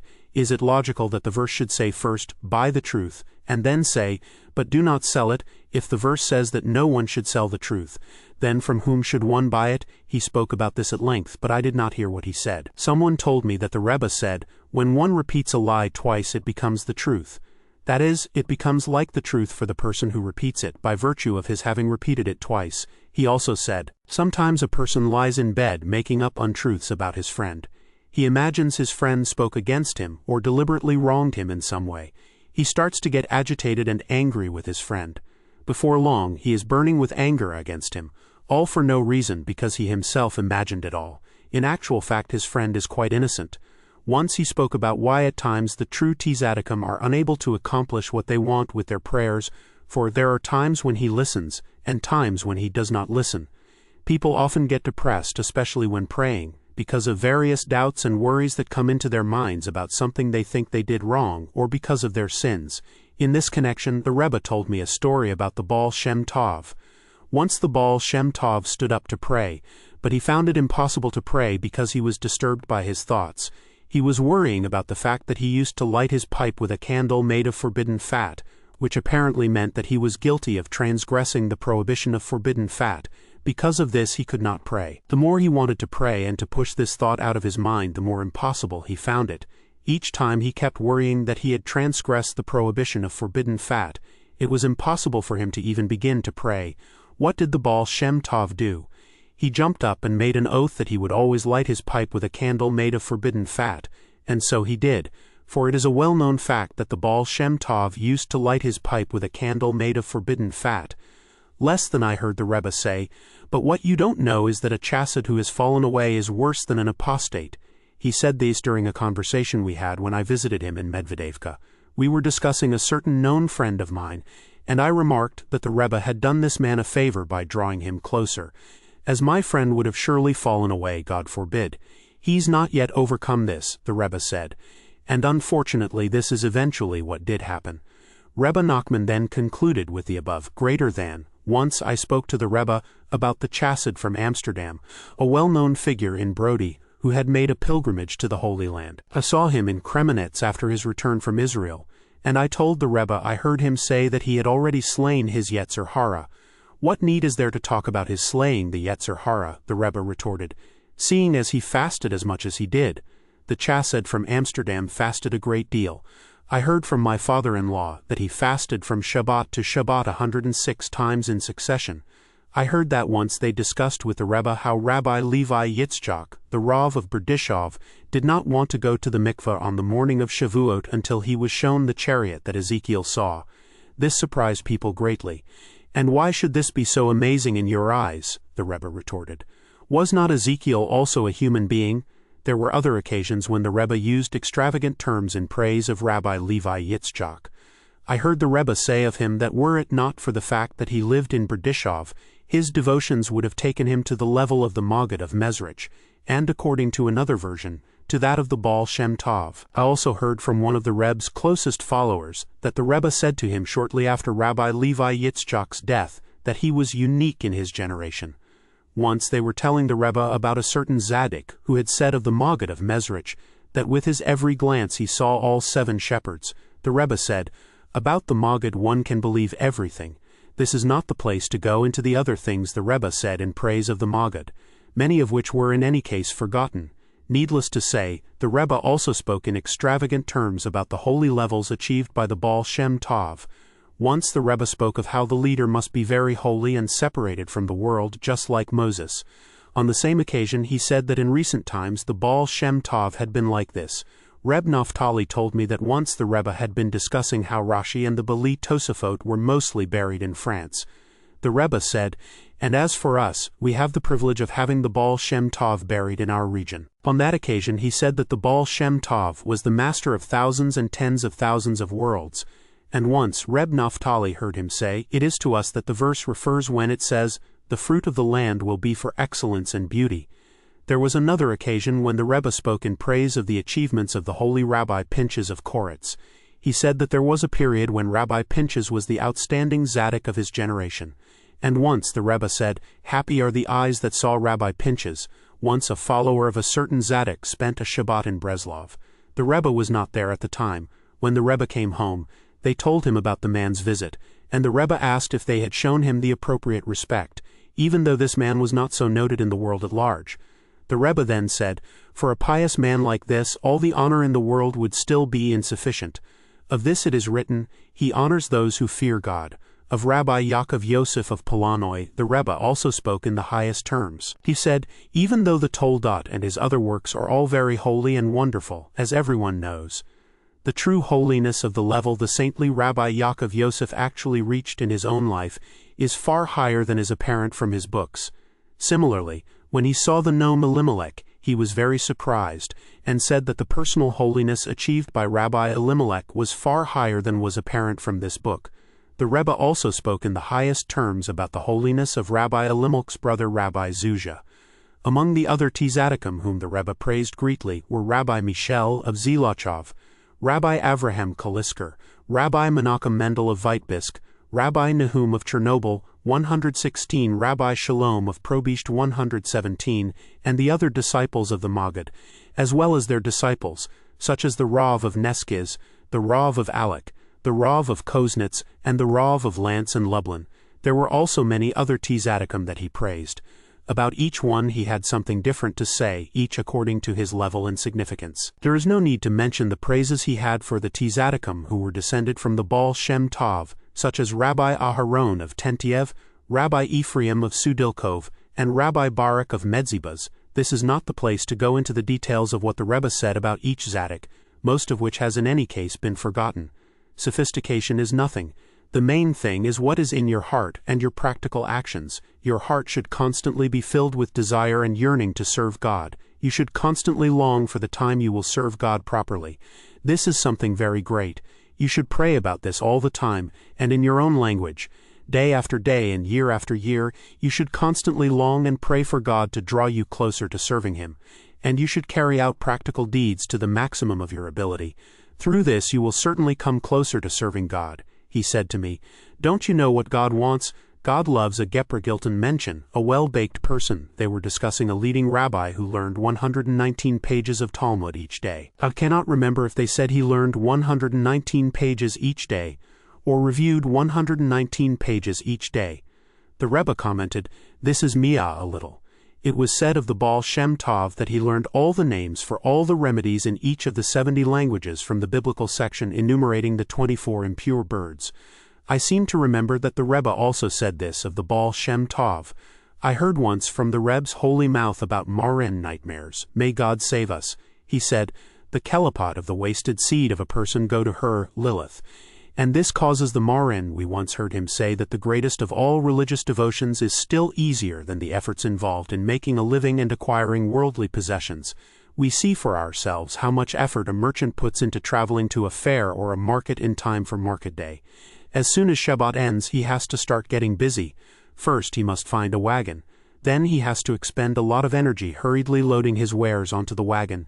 After this, he has to travel through the night, driving sleep from his eyes and breaking his whole body through having to sit on top of a loaded wagon. This is besides all the other rigors of travel. After this, he has to stand on his feet for the whole day in the freezing cold. All this effort, discomfort, and hardship, for a maybe he will make a profit, or maybe he will lose everything including his expenses, which is what usually happens. To make a living in this world, people go to such lengths and suffer such hardship. And all for a maybe, the chance of a small profit. On the other hand, the greatest possible religious devotion is prayer. And yet when we get up to pray, we pray and then we succeed in completing the prayer. I understood from a comment the Rebbe made that with each step a person takes in going from place to place he comes each time into different worlds. I heard from the Rebbe that each individual has something in front of him and something behind him, each according to his level. It is forbidden for a person to speculate what is beyond creation and what is prior to creation, Chajaga Lib. Rabbi Nachman is indicating that these limits vary with each individual. I heard him say that each day has its own blessing. I heard from the Rebbe that the time for giving charity for the land of Israel is in the month of Adar. The Rebbe said that the main reason people fall is because of pride. In actual fact, there is no such thing as a fall, because God is present in every place. For the whole earth is full of His glory. But when a person has pride, God then says, I and he cannot both dwell in the world. This shows that all falls come about because of pride. I heard from the Rebbe that in the days of Abraham the Shehinah was called by the name of Sarah, in the days of Isaac by the name of Rebekah, and in the days of Jacob by the names of Rachel and Leah. Faith is the last in the chain of all the spiritual qualities. Yet it is precisely through faith that one attains all other levels, for faith is the stone that the builders rejected, which became the cornerstone. Along the same lines, the Rebbe said after teaching the lesson in Likutei Moharan 2:7 that faith is the last level, yet through faith one can rise to all levels and attain desire, which is higher than everything else. There was one extraordinary occasion when the Rebbe spoke in awesome terms about the greatness of the Creator. He spoke in a way that is impossible to describe in writing. Then immediately afterwards he began to give encouragement, saying that even if a person experiences a tremendous fall, each one in his own way, he should still strengthen himself, and never ever despair, because God's greatness is exalted even beyond the Torah, and there is a place where everything can be corrected. For teshuvah, repentance, is beyond the Torah. But how can we achieve this? I asked. It is possible to come to it, he replied, so long as you never despair or give up crying out, praying and pleading. The only thing is to cry out, to pray, to plead, never ever tire of it. Eventually you will rise up from where you have fallen. The essence of teshuvah is to cry out to God. Perfect truth and faith are things that each individual understands according to his personal capacity. So I heard from him directly. The Rebbe once said something that implied that the basic term for holy action is tzedakah, charity. The main source of hope stems from the concept of above time that the tzaddikim, who are the embodiment of the Mashiach, attain. This I understood from what he said shortly before his death, about how he was now going with his lesson on the verse, I have given birth to you today, which refers to this concept. To explain this in writing is quite impossible. From what he said, however, I understood that he was referring to the tremendous effort he was making to bring great numbers of people close to God. As yet he had not had the success he wanted. The opposition and the obstacles, physical and spiritual, were getting more and more powerful and widespread, both in general and in each individual case. Things had reached a point where the strength to resist was faltering. Many had stumbled and fallen as a result. This was the connection in which he said he revived himself with the concept of, I have given birth to you today. The idea is that God will help us overcome everything, and in the end the truth will be revealed. We will all return to God in truth, and the former days will fall away, for all time will cease to be. Everything will be merged into the concept of above time, and there all will be set right. I heard from the Rebbe that when one formulates original Torah ideas, it is very beneficial to one's departed father and mother. The Rebbe told me he had been speaking with someone who was complaining bitterly to him about how terrible his behavior was. This man wanted very much to draw closer to God and change his behavior for the better. But each time he tried, the temptations grew stronger and stronger. The days had turned into years, and he had still not managed to extricate himself from his bad ways. But each time he would try even harder to control himself, and he was always struggling to get closer to God.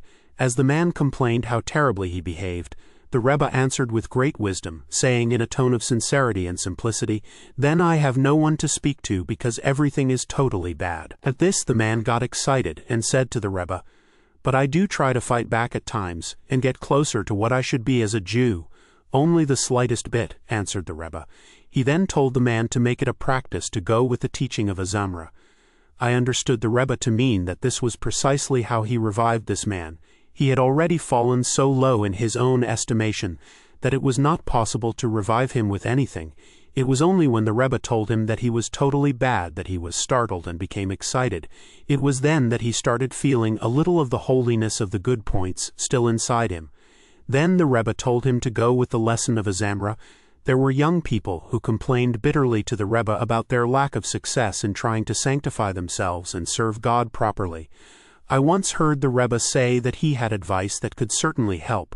only it would be very difficult to follow it. I heard from the Rebbe that there exists a balance in which some of the leaders of the generation are caught, which is why they sometimes pray properly in the manner of the great and accomplish much good, but at other times quite the opposite. This is because of a certain nation, i.e. Russia, that has ensnared and conquered the region. Only now, because there are many Jews living in their midst, things are not as bad as previously. May God protect us. I heard him say that there is a big evil urge in many people, and especially very great people, that makes them abandon everything for the sake of one thing they believe to be a mitzvah. This can lead to tremendous damage, especially when they become embroiled in arguments and conflict as a result. The Rebbe once said he had a great longing to bring all Jews to accept as a practical obligation to learn a fixed amount of Torah each day. On the same occasion, the Rebbe spoke about the tremendous power of the Torah. There is a tradition that the Sefer Hanazrif included, among other things, a discussion of the greatness and holiness of the mitzvah of hospitality. It also dealt with the greatness of the mitzvah of preparing the bed for the guest. I saw a transcript prepared by members of our group of the Rebbe's lesson on Shabbat, Torah reading Ikev 5566, 1806. The main gist was that when a person needs guidance, he should ask the advice of the Tzaddikim or their pupils, or at least their children. Asking their advice sweetens all the harsh judgments, and this is the way to avoid suffering. Even if one does have to suffer, he will find a way to accept the suffering with love and joy, seeing in it a revelation of God himself. He will be able to understand how God contracts himself, as it were, and clothes himself in his suffering. The suffering itself will bring him great benefit and blessings of tender mercy, while the joy he has will help him keep the covenant. God himself will watch over him. Even if someone dies at the age of 80, it may still be that his life was cut short, in the sense that he failed to improve himself, and all his years were vanity. We need only to live a little, just as long as we live right. The Rebbe once told someone he should make a special effort to use a beautiful and valuable goblet for Kiddush, this being a segula for wealth. This divine name has the connotation of awe, and the concept of awe is bound up with the concept of Isha, a woman. The sages said, "Show your wives honor in order that you should become wealthy." God said to Moses, "Pesol leka, carve out for yourself 2 tablets of stone like the first ones." The sages said, the words Pesol leka imply, "Let the pezole, waste, be for you." From this Moses became wealthy. The Rebbe commented that the lesson implicit here is that wherever you see waste and refuse, it should be yours, in the sense that you should attribute the deficiency to yourself. How does it follow that from this Moses became wealthy? The meaning is that this is how he acquired wisdom, perhaps along the lines of the sage's statement, "If you have acquired knowledge, what do you lack?" For wisdom comes forth from nothing. Moses possessed the virtue of humility to such a degree that all the waste was his alone, and through this he was worthy of attaining wisdom. The Rebbe told one of his leading followers that during his stay in Lemberg, the saintly Rabbi Tzvi Aryeh of Alec was also there at the same time. Once the two of them went out together into the woods and they discussed all the Tzaddikim and what each one's mission was. At the end, the Rebbe lifted up his eyes and said, "But as to what my purpose is, this no one in the world knows." The Rebbe then told the person he was relating this to, "I will tell you about my illness. The merit of my ancestors will not be enough to heal this disease.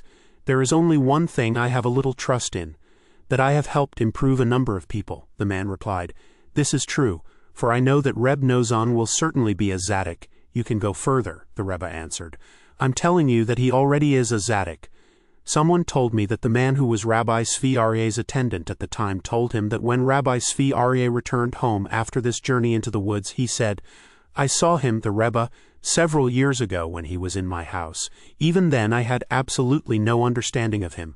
Only now I don't know anything at all. It would seem that we should all feel shame in his presence." I heard that once the Rebbe wrote a letter to his daughter Sarah expressing great love and affection, and saying how he longed to have her at his table, so that he could delight himself with her each day, and draw wisdom and heavenly fear from her words.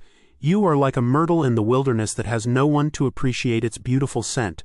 A number of the Rebbe's followers were present when the Rebbe's daughter received this letter. One of them told me that after she opened it and read it, she broke down in tears before them, saying, "I must now be on a very low level at the moment if my father is praising me so much to my face." For I heard him say he had told Reb Nozan that sometimes he praises a person in his presence when he sees that this person has fallen from his level and needs encouragement.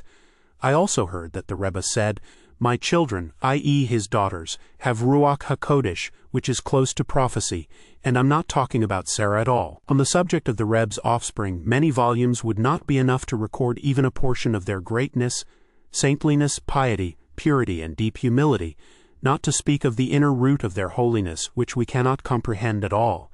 If the world had been worthy of having one of the Reb's sons survive him and fill his place, it would long since have achieved its tikkun. Someone told me that the Rebbe said that each of the aphorisms in his Aleph Bet book has both a source from which he derived it and a reason. However, he said of one of the aphorisms in Part B of the work, "The source I know, but as yet I do not know the reason." Once the subject of the Berdichover Rav's trip to Yasi came up in a conversation in the Rebbe's presence, and mention was made of his having collected considerable sums of money. The Rebbe said, "A song is better than this. A song of the land of Israel, certainly, if you took someone with a real lust for money, someone like the sages spoke of, whose money is more precious to him than his own body. Even so, if they showed him a song of Eretz Yisrael, his entire craving for money would disappear." To someone about to be married, the Rebbe said, "How does one dance before the bride?" alluding to the way one dances and jumps over what was before the bride, i.e. before the wedding. There is a story about a young boy who used to sleep in the Rebbe's room. Once he went up to the Rebbe and started crying, telling him he wanted to be a good Jew. The Rebbe was already lying down on his bed. He got up and sat on the bed and started speaking to the boy. He showed him the path he should follow and prescribed a certain program of learning. He also told him to be a master of accounting, meaning that each night before lying down to go to sleep, he should think over how the day had gone. If he had learned and prayed properly that day, he should thank God and say to him, "I give praise and thanks to your great and holy name for helping me learn and pray this past day, at least a little in the way you desire. I beg of you, God, help me go even further in my learning and prayers tomorrow. Let me learn and pray even more, and with greater concentration." However, if he had not learned and prayed properly that day, he should own up and plead with God, saying, "Master of the world, I know I sinned today, and I did not serve you properly, neither in my learning nor in my prayers. I am now asking you to forgive me for what is over and done with, and to help me serve you with my learning and prayers tomorrow with full concentration, in exact accord with your desire." One of the Rebbe's followers was complaining to him about the difficulties he had because of not having anywhere private for his devotions. His house was very small and cramped, and there were always Gentiles sitting around inside. Because the man had a tavern, he said all this was very distracting to him. The Rebbe answered him, "Presumably, if God knew that your only possibility of exercising your free will and serving Him depended on your having a private place, He would give you a private place. The fact that He does not shows for certain that you can be a good Jew even in your present house." Once one of the Rebbe's followers was telling him how there are times when one feels that his words are coming from the back of the throat as opposed to the heart. The Rebbe replied, "You know what is a heart and what is a throat." Once someone was complaining to the Rebbe how hard it was for him to pray because of all the impure thoughts he used to have. The Rebbe said to him, "One has to accept this as atonement for one's sins." He then broke into a slight smile. What the Rebbe meant by this is fairly evident, for the truth of the matter is that these impure thoughts are really sins in themselves, which is why the Rebbe smiled slightly. On the other hand, his words have to be taken at their face value as true and correct. In what sense are such thoughts an atonement for sin? They are an atonement in the sense that one remains firm in spite of them and does not question God's ways in sending them to him. One should trust that God certainly wants to draw him closer and accept his prayers, and it is only his past sins that are causing these thoughts to come and distract him. The very fact that he suffers so much from them and does his utmost to escape them could itself be his atonement for his sins. If a person would only remain steadfast and sincerely try to deal with such thoughts in the way we have described, his sins would soon be forgiven, and then the untoward thoughts would simply disappear. Thus the sages said, "A sinner who is ashamed of his sin is forgiven." One of the Rebbe's followers was in Petersburg. From there he wrote the Rebbe many letters speaking of the great anguish he felt at having been cast into such a place. The Rebbe had himself said a number of times that it was very hard there to remain firm in serving God because it was a very dangerous place. Once the Rebbe referred to this man's difficulties and said, "The very fact that he is so afraid that he might not be able to stay firm will itself give him the strength and support he needs to remain steadfast and not fall." Someone once asked the Rebbe if he should become a schoolteacher. The Rebbe said no, for he said there were 3 situations which he regarded as undesirable. that of a slaughterer, a schoolteacher, and a chassid in a small town. Because one could easily fall into pride, it would be better for you to become a merchant or a businessman, only when you walk in the street. Verbalize how much contempt you have for this world. One of the young men was speaking to the Rebbe and said, "I want to be a good Jew, but do you want to want?" The Rebbe replied. Someone with sense will see that these few words contain a great deal, as is clear to anyone who is familiar with the Rebbe's holy teachings. May we be worthy to fulfill them. Amen. The Rebbe was in his house here in Breslov. He paced back and forth, saying that when someone is trying to serve God, he usually has to go through a great many difficulties and much suffering before coming to a more even period when things go a little more easily for a bit. Anyone with some experience in trying to serve God will be familiar with this. We mustn't give in to God, the Rebbe said. The fact that after so much suffering and so many obstacles we then have a bit of a lull should not make us accept a compromise and say God has already fulfilled our requests, so that there is no need to press him any more. So far God still has not sent the final salvation. We still have to wait for it and plead with him, like a child pleading with his father, begging and pressing him to help more and more. The Rebbe then said, "But none of this applies to you. As far as you are concerned, you just need to be happy all the time. In other words, if each time God makes things a little easier for us we were only to think how far short of the complete salvation we are, we would only become depressed, which is more harmful than anything when trying to serve God. One has to make an effort to stay happy regardless of the situation. Even in times of great difficulty and suffering when we feel very far from God, we still have to stay happy at all times and cheer ourselves up as much as possible, by finding some good point and reminding ourselves that He did not make me a non-Jew, and so on. We should even try to turn the sadness and depression and difficulties themselves into a reason for being happy. We should say, even though I'm the way I am, I still have the merit of being Jewish. How many mitzvah I carry out each day, tzit tefillin, saying the Shema, giving charity, and so on. Perhaps the way I carry them out leaves much to be desired. Even so, they still contain many good points, and in the upper worlds they bring a lot of joy. This even applies to the mitzvah done by Jews who are sinners, because as long as it still go by the name of Jew, God takes great pride in them. As written, Israel, in whom I take pride.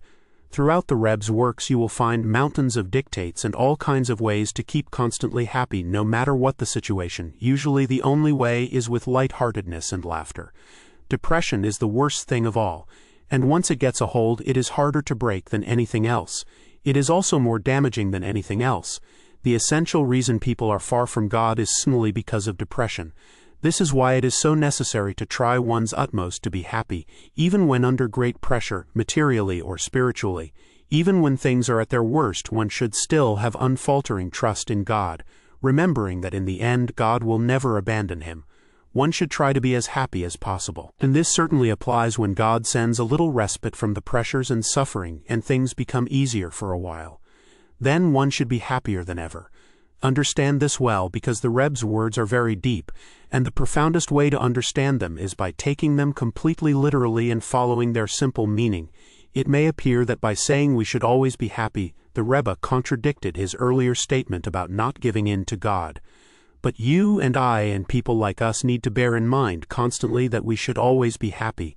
The Rebbe did not want us to fall into depression through always thinking, even when things get a little better, how far short of the complete solution we still are. Even when the pressure is greatest and we feel furthest from God, even with other sufferings, such as from earning a living or other difficulties, we must still always be happy. This is certainly true when God in His kindness sends a little respite. On the other hand, we should never imagine that everything we needed has already been granted and nothing is now lacking in our devotion to God. The complete salvation is still to come, and we mustn't give in to God. At the same time, we should always be happy, no matter what. Someone with sincerity should be able to understand everything we have said quite simply. Let me record what the Rebbe said to me once when I was alone with him, not long after I first came to him from Nemirov with my friend Reb Naftali. It was before Shavuot. At the time I had the feeling that the Rebbe was a little upset about my hovering at his gates rather too much. I had just paid him several visits in rapid succession. This time I found him in his big house next to the Beit Midrash. As soon as I came in he greeted me by saying, "Hello and goodbye," and he smiled.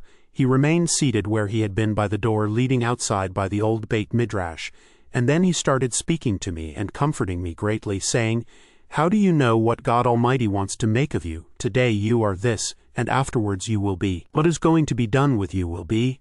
And he hinted to me that I would be in very great danger innumerable times, and almost, but I will open for you the paths of the mind, and you will go and travel the paths of all my lessons like one who goes touring in wondrous and awesome palaces and structures. He explained this further, saying that his lessons are like going into a palace containing all kinds of halls and chambers, colonnades and gateways of awesome wonder and beauty, with story upon story, all different, all original, all unique. As soon as one enters one of the rooms and starts looking around and wondering at the amazing originality and uniqueness it contains, he suddenly sees that an extraordinary gateway has opened up leading to another room, and from there to yet another room, and so from room to room and from story to story. From each place, entrances and windows open out onto the next one, and everything is connected to everything else with the most amazing planning, the profoundest wisdom, and absolute beauty. But it is impossible to explain any of this to someone without at least a little understanding of the depth of the Rebbe's teachings. Happy are those who have had the merit of tasting the incomparable sweetness and depth of his teachings. But even so, the Rebbe continued, it is still not yours. You are like someone touring what belongs to others. What I want is for it to become yours completely, and this will also come to pass. You think it is because of your good deeds. No, it is only because I want it so. He then told me a story of one great tzaddik who many times thought to himself, even if I end up as dust under the feet of the tzaddikim, as the sages said of the souls of the wicked, even so nothing I won't be. The Rebbe said this to encourage me. Even this great tzaddik became downhearted time and time again. He reached the point where he thought there was no more hope. Then he revived himself with the thought that at least he would never come to absolutely nothing. If the sages said that the wicked would become dust, at least this dust still has a little life in it, and this too is good, for nothing I won't be. From what the Rebbe said, it would appear that there were many times when this was how he revived himself. He was content to serve God each day to the best of his ability, even if it only came to this. He trusted that God in his goodness would treat him well. I heard that when the Rebbe returned to Breslov after his journey to Novorich, Zaslav, where his first wife died, and Brody, where he was introduced to his second wife, he spoke a great deal on the subject of shidduchim, marriage matches. He said, there is no one who understands this subject of marriage matches. He went on to say that when he had been in Radville to formalize the match between himself and his second wife, who was from Brody, several carriages arrived with women who had come to make a match with him. He said they were all his zivugim, intended partners. He said that each man has many zivugim, but there are all kinds of levels and variations, and many deep concepts are involved.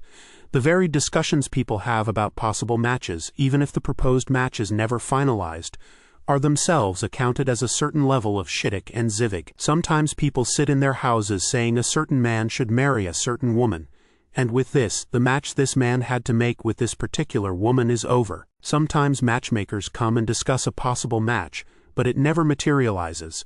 This is also a level of shidduch and zivig.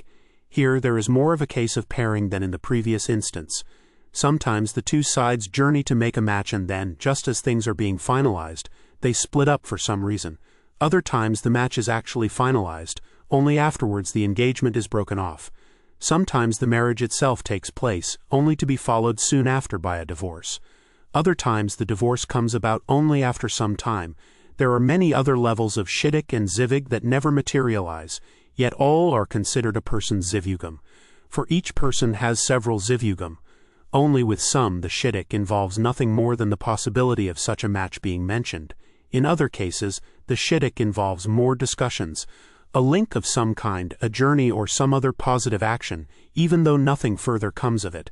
The idea that even a mere discussion about a possible match is itself a level of shidduch is completely original and very profound. We find the same idea in the Aleph Bet book, where it is written that even just speaking about a match makes an impression on him and on her. Clearly, the Rebbe knew awesome secrets about the concept of shidduchim and zivugim that had never been revealed in the world. On the same occasion, the Rebbe boasted then that he knew secrets about these concepts that none of the other leaders of the generation knew anything about. A boorish man does not know, nor will a fool understand this. In causing the wicked to sprout like grass, and all the doers of evil to thrive, it is so they should be destroyed forever. The Rebbe said, The fools and boors do not know or understand what God is doing in causing the wicked to sprout like the grass, and all the doers of evil to thrive so that they should be destroyed forever. Why should he cause them to grow just to destroy them forever? But the truth is that the ways of God are straight, and there is no crookedness in him. It is only that it is impossible to understand this paradox with human understanding. I heard that he said the Mashiach will come suddenly, and there will be plenty of noise and excitement saying the Mashiach has come. Everyone will throw their business aside. The banker will throw aside his counter and the candlemaker his wax. As Isaiah says, each one will throw aside his gods of silver and gold. People think that when Mashiach comes the world will be different from today. It is not so. Things will be the way they are described here, and everyone will be ashamed of the folly of his ways, each according to his deeds. Further research is required as to who it was that heard the Rebbe say this. Once we were with him just before supper time. The Rebbe wanted to eat with us. I myself had not yet said the evening prayer, and I was about to go and pray. The Rebbe saw me and said, "What's this?" They said, "He hasn't yet prayed the evening service." The Rebbe then said, "How can we wait for him till after his prayers? Who knows what will become of him through his prayers? One should give himself heart and soul to his prayers. So who knows what might become of him? Understand this.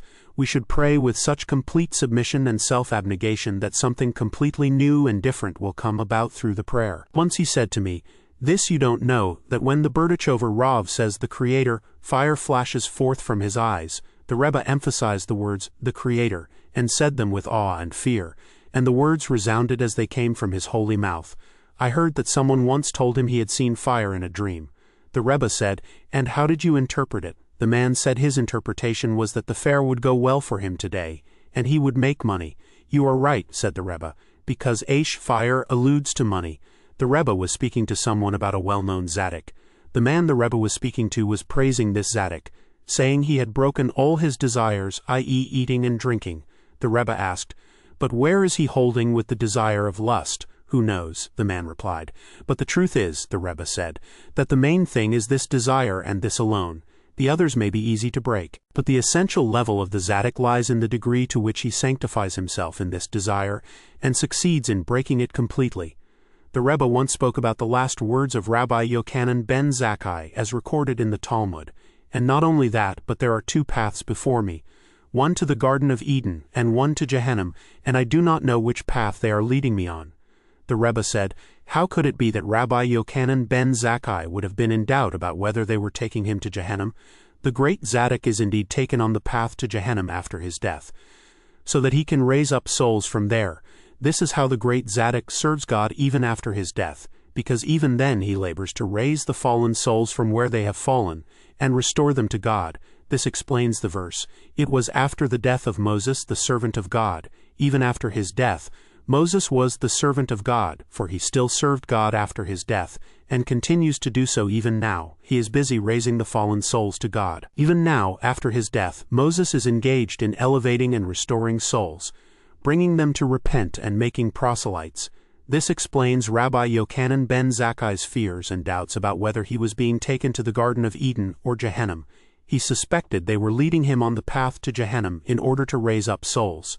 Reb Nozan writes, "All this I heard in the Reb's name, but with regard to Rabbi Yochanan ben Zakkai, those who heard the Rebbe in person were in doubt about what he meant. Was he implying that Rabbi Yochanan was weeping from fear, that they were taking him to the Garden of Eden, which would mean he was not sufficiently great to be able to go to Gehenna and raise up souls from there? This interpretation would seem to be the opposite of the apparent meaning of the Talmud. Alternatively, the Rebbe could have been interpreting the Talmud according to its simple meaning, that Rabbi Yochanan was afraid they might take him to Gehenna in order to raise up souls. Even though he was a great Zaddik, he was still very afraid, and this was why he wept, because it takes tremendous labor, toil, and danger for the Zaddik to go down to Gehenna in order to raise up souls. They told me the Rebbe told a parable concerning his following.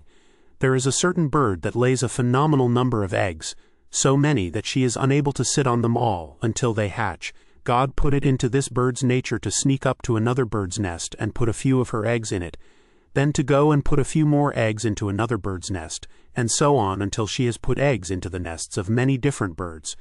But the other birds don't know that the eggs are not theirs, and they sit on them until the chicks hatch. The mother bird then flies up with her young and starts to sing. All the chicks from this bird's eggs that were hatched in other birds' nests recognize the voice of the mother bird and are instantly drawn after it. For the truth is that they really did come forth from this bird, and now they are returning to her. The meaning of this parable should be at least partly clear to anyone who has some understanding as to the way the Rebbe worked with people and the great significance of his work. He said that for him, men and women were equal. When he saw a woman, he never had even the slightest hint of an improper thought. For him, it was exactly the same as if he were looking at a man. He said he was afraid of neither woman nor angel, a statement that requires some explanation. Even a truly great tzaddik, if he falls a little short of absolute purity and harbors fear of improper thoughts about women, then despite his saintliness, such a tzaddik still has reason to be afraid of an angel. However, the Rebbe was taking pride in the fact that he had no fear at all of improper thoughts about women, and this was why he had no fear of an angel. This level is alluded to in Rabbi Amram Chasida's statement to the angel, "I am flesh, and you are fire, and I am better than you."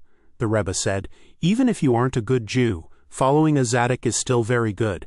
This is what Rabbi Shimon ben Netanel meant when he said, "And don't be wicked all by yourself." In other words, even if you are wicked, God forbid, don't be wicked all by yourself. You too should try to get closer to the tzaddik, so that at least there will be some hope for you in the end. For the record, there was the episode of reaching and not reaching.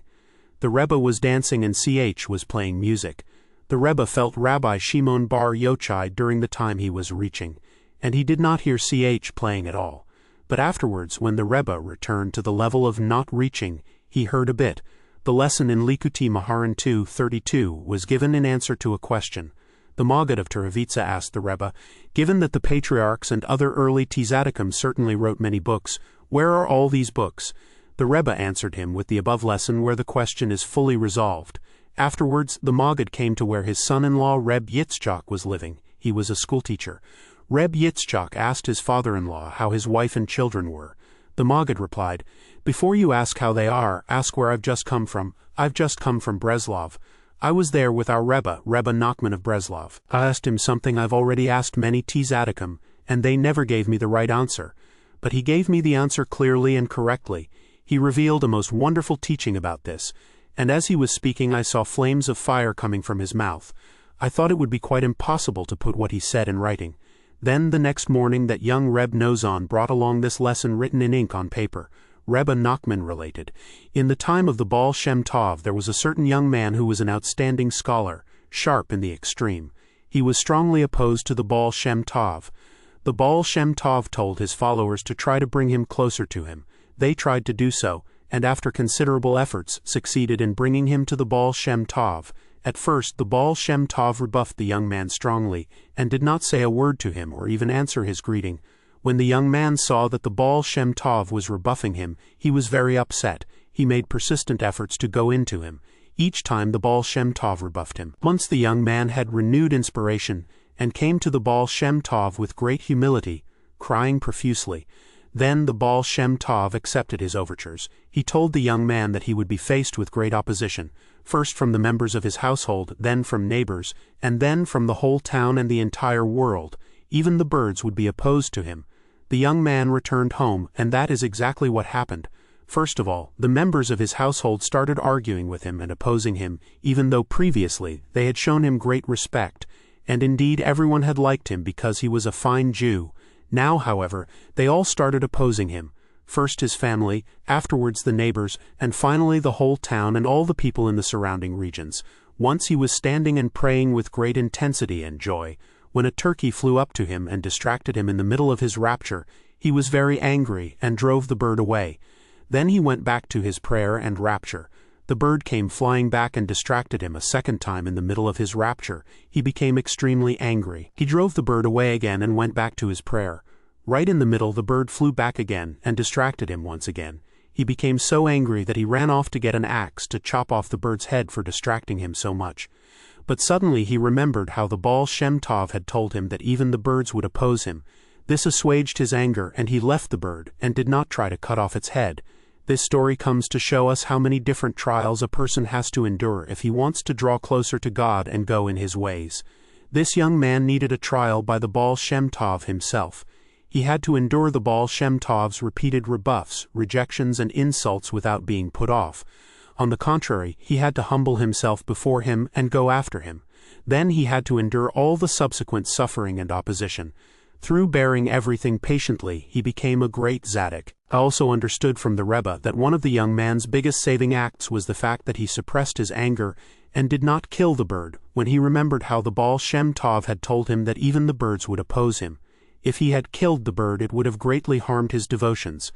But the Baal Shem Tov gave him the remedy beforehand by hinting to him that such a thing would happen, saying that the birds would oppose him. The young man almost killed the bird, but through the mercy of God he remembered what the Baal Shem Tov had told him, and this assuaged his anger. He was saved and later went on to achieve what he did. I heard the following. One winter the Rebbe went to visit the Maggid of Turovitsa. He stood next to the stove.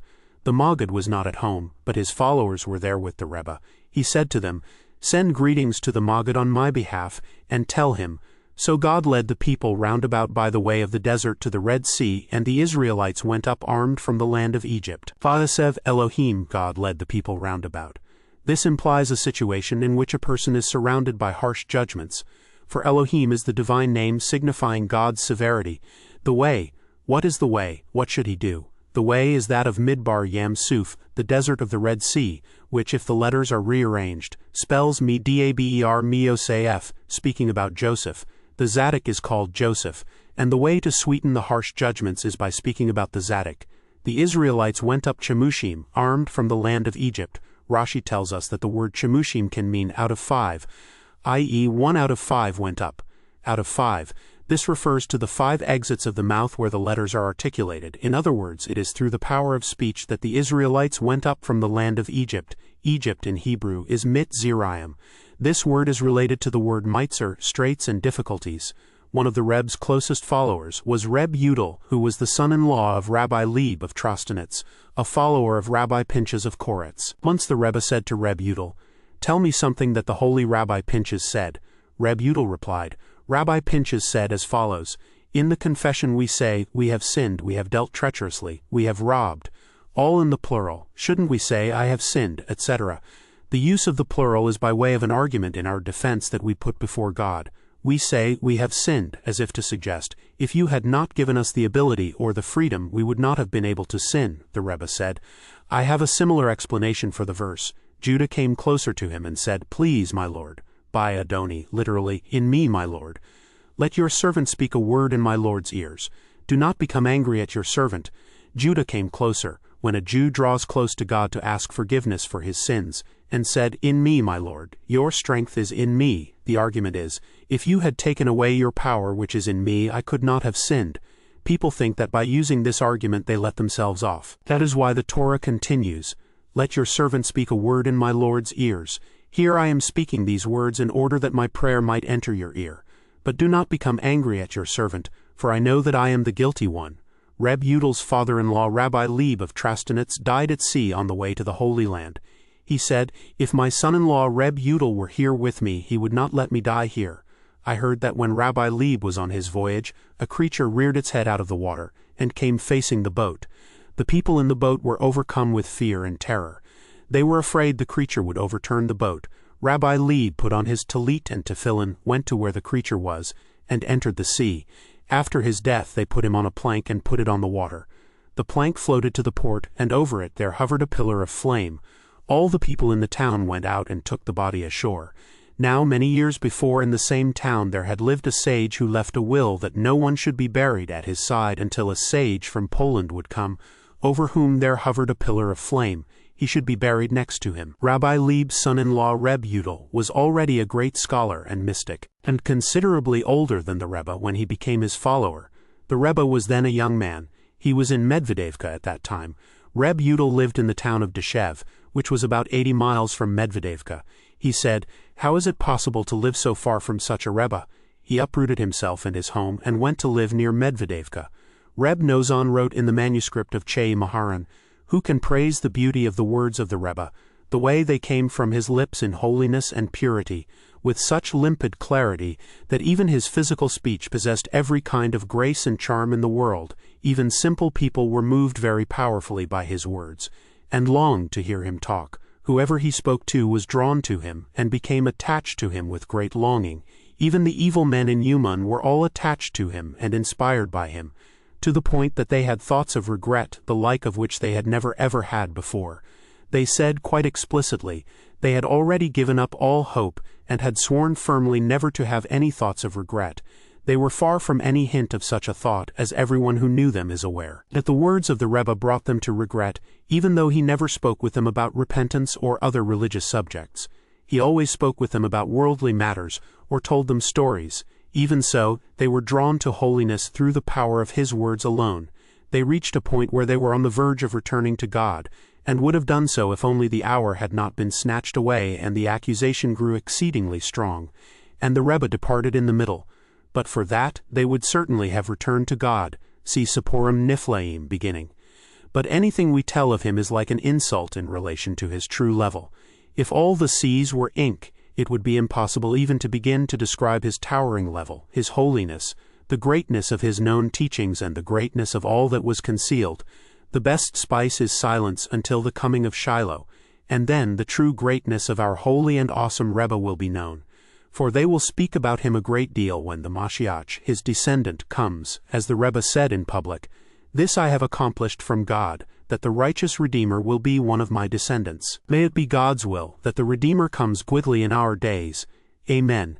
In this book have been written many things that we heard from his holy mouth, including many conversations and stories, for everything he said was all Torah. We have also recorded a number of incidents with his followers. Someone with intelligence will be able to gain a little understanding of his utter greatness and holiness, which the mouth cannot express nor the heart conceive. For now it is wise to keep silent. Everyone must try to form his own conception of what the Rebbe was, even if it is only the tiniest drop in the great ocean. Even of what we heard and saw we have presented here only a fraction, and then by illusion. Because of the formidable opposition that has grown up against him, we have been forced to put a muzzle to our mouths, and hold back from speaking his praises. His true greatness and holiness are way above our understanding. Even the little that we were worthy of knowing and understanding, even partially, is impossible to relate because of the great opposition, even though it would benefit the entire world. I have recorded all this only for the generations that are to come, and for the times that are to come. May they come in peace, in order that it be not forgotten from our mouths and the mouths of our offspring, in order that the generations to come might know how beloved is Israel before God, that they were worthy in these last generations of a light clear and bright like this, the hidden treasured light.